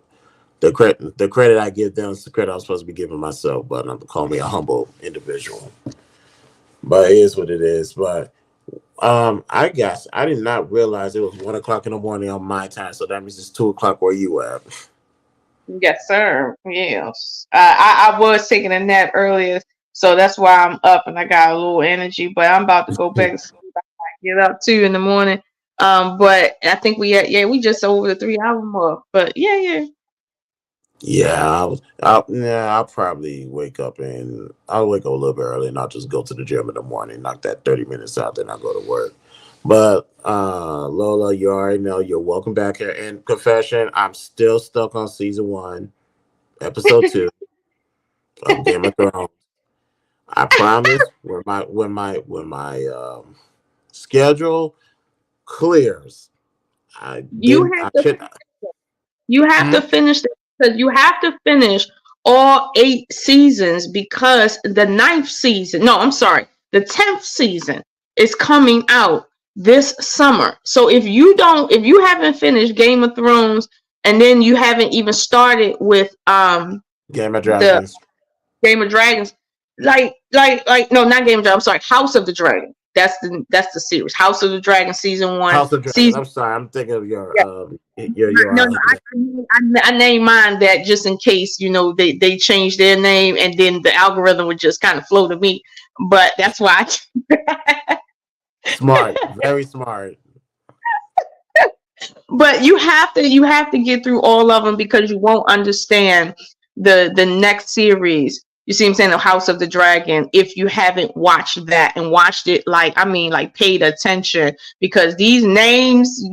In the beginning, I didn't know how important names was until I got all the way to the end. So you have to finish that. I'm telling you, like I before this will. summer, you have to. I will, but I will tell you this.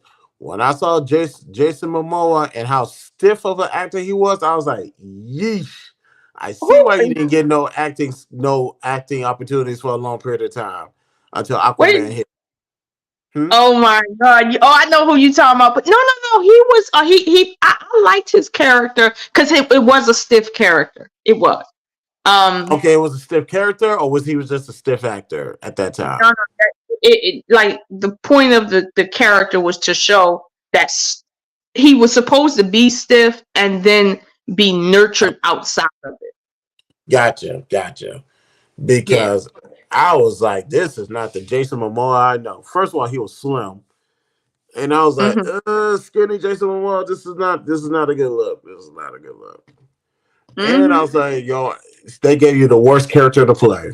But it eventually worked out in his history. It worked out in his favor. So thank God for DC.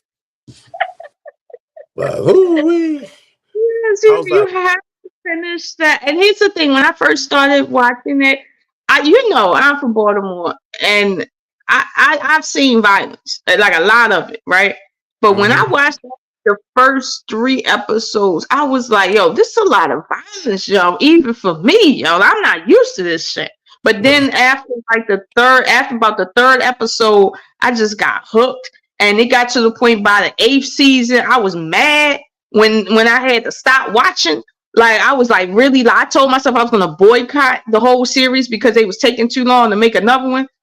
Oh, I'm Mm-hmm. telling you, emotional. I was in my feels, but now I've grown. I've grown up a little bit, so I have patience now. But I do. And I do, and trust me, when you get past the first 8 seasons of Game of Thrones, and you get into, the House of the Dragon, the season 1, it's just so refreshing. Like I've never seen television like this a day in my life. I feel like I'm back in the dark ages, and I'm having fun slashing people heads too, with right along with their asses. But it's a lovely series. I do like it. I like movies about power, like that and House of Cards, 2 of my favorite power movies and films. I really like that series, House of Cards, and with Kevin Spacey and whatnot. I like it. Yeah, I mean, and I watch Power too. You know what I mean? I like movies about people that seek power, like for real. But that's just some little stuff I'm into. But Game of Thrones, listen, that's the next best thing after CG right there. okay, because I was a little bit confused because here and there I hear incest or whatever the case may be with Game of Thrones. Then when I was watching the first episode, I was like, wait a minute, aren't they brothers and sisters? Mm-hmm. And and I was like, All right, this happened back in the day, so I'm pretty sure incest was normal to a degree. But when I started to combine that with the conversation people were having, they say it's only for a power move. Like they use it to leverage the power against the individual so they can Yeah, take control. And I was yeah. like, do you have to use sex with the sibling to do that? But then again, I had to go back and think about the time period that they was in, limited resources compared to what we have now, obviously. But Mhm. what can they use? You have to use what was available to you. So if sex was available and the question is, now that I see it, how much do you want to be in power? And what are you willing to do? How far are you willing to go? So when I came to the conclusion of that, I was like, still discussing, but that makes all the sense in the world.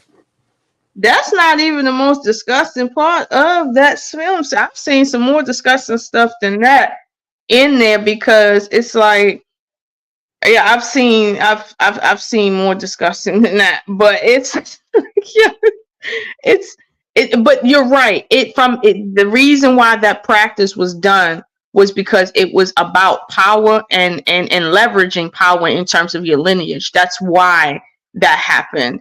Um, Mhm. because it was almost tantamount to going to another powerful family and picking from that powerful family. People didn't just go to random families and just pick, especially if you were fighting for power. Now if you were a commoner, right, it didn't really matter what family you were from, only that the male had enough, let's say, dowry to pay to return for the woman leaving her family's house. That's about it. It wasn't a power move. But for royals, definitely your lineage meant everything. And if you've watched the series The Crown through Netflix, you'll see how, like, any blemish on their lineage will be covered up so that their lineage won't be questioned by their people, and then they'll be overthrown because people are like, yo, your lineage isn't pure, so we don't want you as kings or queens or monarchs. Like that was a real big thing. So Game of Thrones really mirrors to a hard degree um um the Middle Ages in Europe.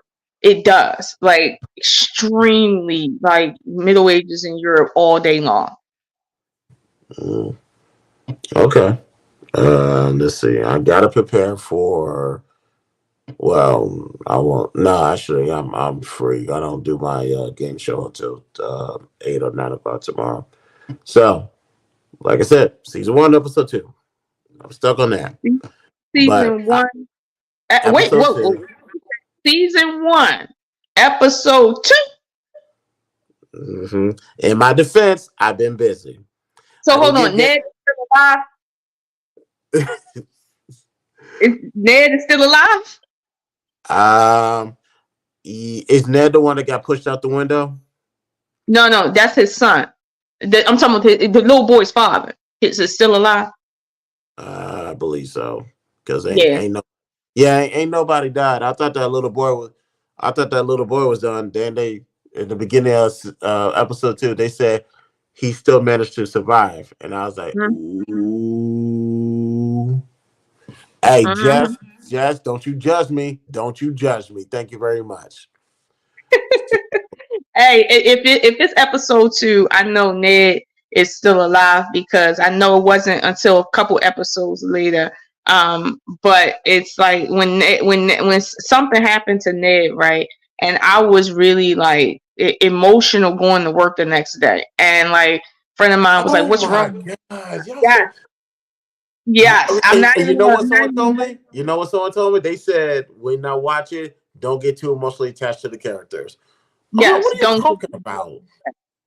Because that's the whole point. They will get you that, like, they will make you feel like this person is you or a family member, and then something strange will happen, and it'll be so raw that it'll rock you, and they'll make you fall in love with the worst character and then take it away from you, then give you the best characters and then turn them into the enemy and then do some more weird stuff like that. That series will emotionally jar you. So don't get attached. I got attached to Ned, because he reminded me of my dad.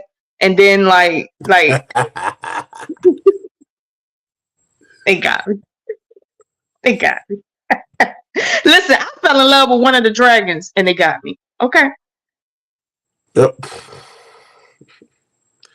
You felt about what did well don't tell me anything. So if I tell you what happened, then it's gonna spoil. But let me just say, one of the dragons, I was like, I got attached, and it was, and then when that nigga, that nigga, oh, and the fact that he made it and he's still alive, yo, like,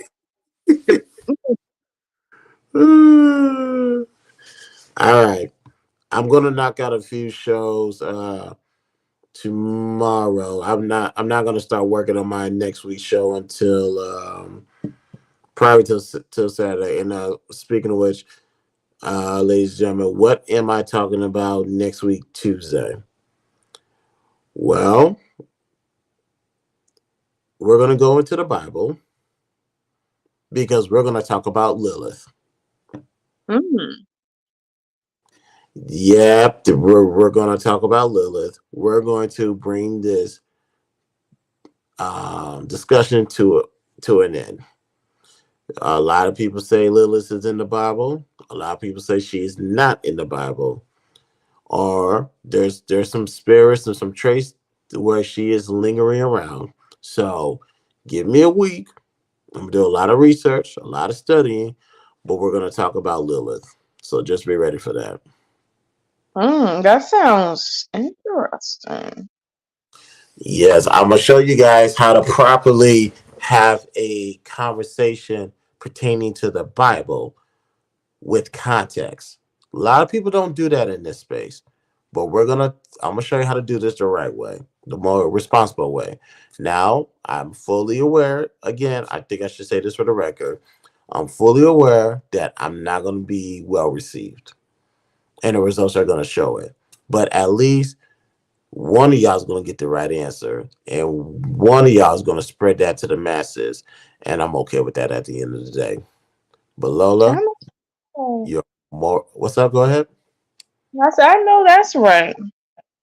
Yeah, I'm not. Yeah, I don't care about appeasing people. I'm just here to spread a message, and if one person get it, then that's a win for me. But we are going to get out of here. Lola, you are more than welcome to come back anytime. Thank you for pulling up. Thank you. You guys have a good one. No problem. You too. Good night, guys. Good night. Good night. Now, ladies and gentlemen, it is. I know I was supposed to have been at the gym, so like I said, I'm probably gonna wake up in the morning to see if I can swing by the gym. If not, I'm just gonna. There's about 4 floors in this building, so trust me, I'm gonna get my 30 minutes in regardless tomorrow. But y'all, let's go ahead and go to sleep. On your way out, like this video, subscribe to my YouTube, follow me on all social links are located in the description. $sign the BTSI shows the Cash App. Participate with all rights to privacy. We're on the road to 1,000 subscribers. Once we reach that goal, one lucky person will get $100 during the Cash App giveaway. First and second runner will get some Cash App money as well. And again, ladies and gentlemen, this was the initiation of the conclusion of high value, meaning this conversations that I've been having on Clubhouse, fan base, YouTube, anywhere. Take it offline. Give it back to the gatekeepers. There should be no one coming on any of these panels claiming to be high value, because you guys irresponsibly muddy up this water, as y'all heard me say throughout this entire process. Because you guys done that, I don't see the benefits of continuing this conversation. So hopefully, and I mean hopefully, you guys get what I'm saying and spread the word and utilize it yourself to let everybody know this high value conversation pertaining to online is officially dead. So let's get out of here, ladies and gentlemen. Thank you for tuning in. This is the BTSI Show. I'm your host, Christopher J. One more thing. Ladies and gentlemen, strongly agree to strongly disagree. We'll be back with episode 2 tomorrow. Click the bell, the notification, and I will see you guys tomorrow on eBlack TV's channel or on the Strongly Agree to Disagree channel itself. So I'll see you guys tomorrow. Peace out.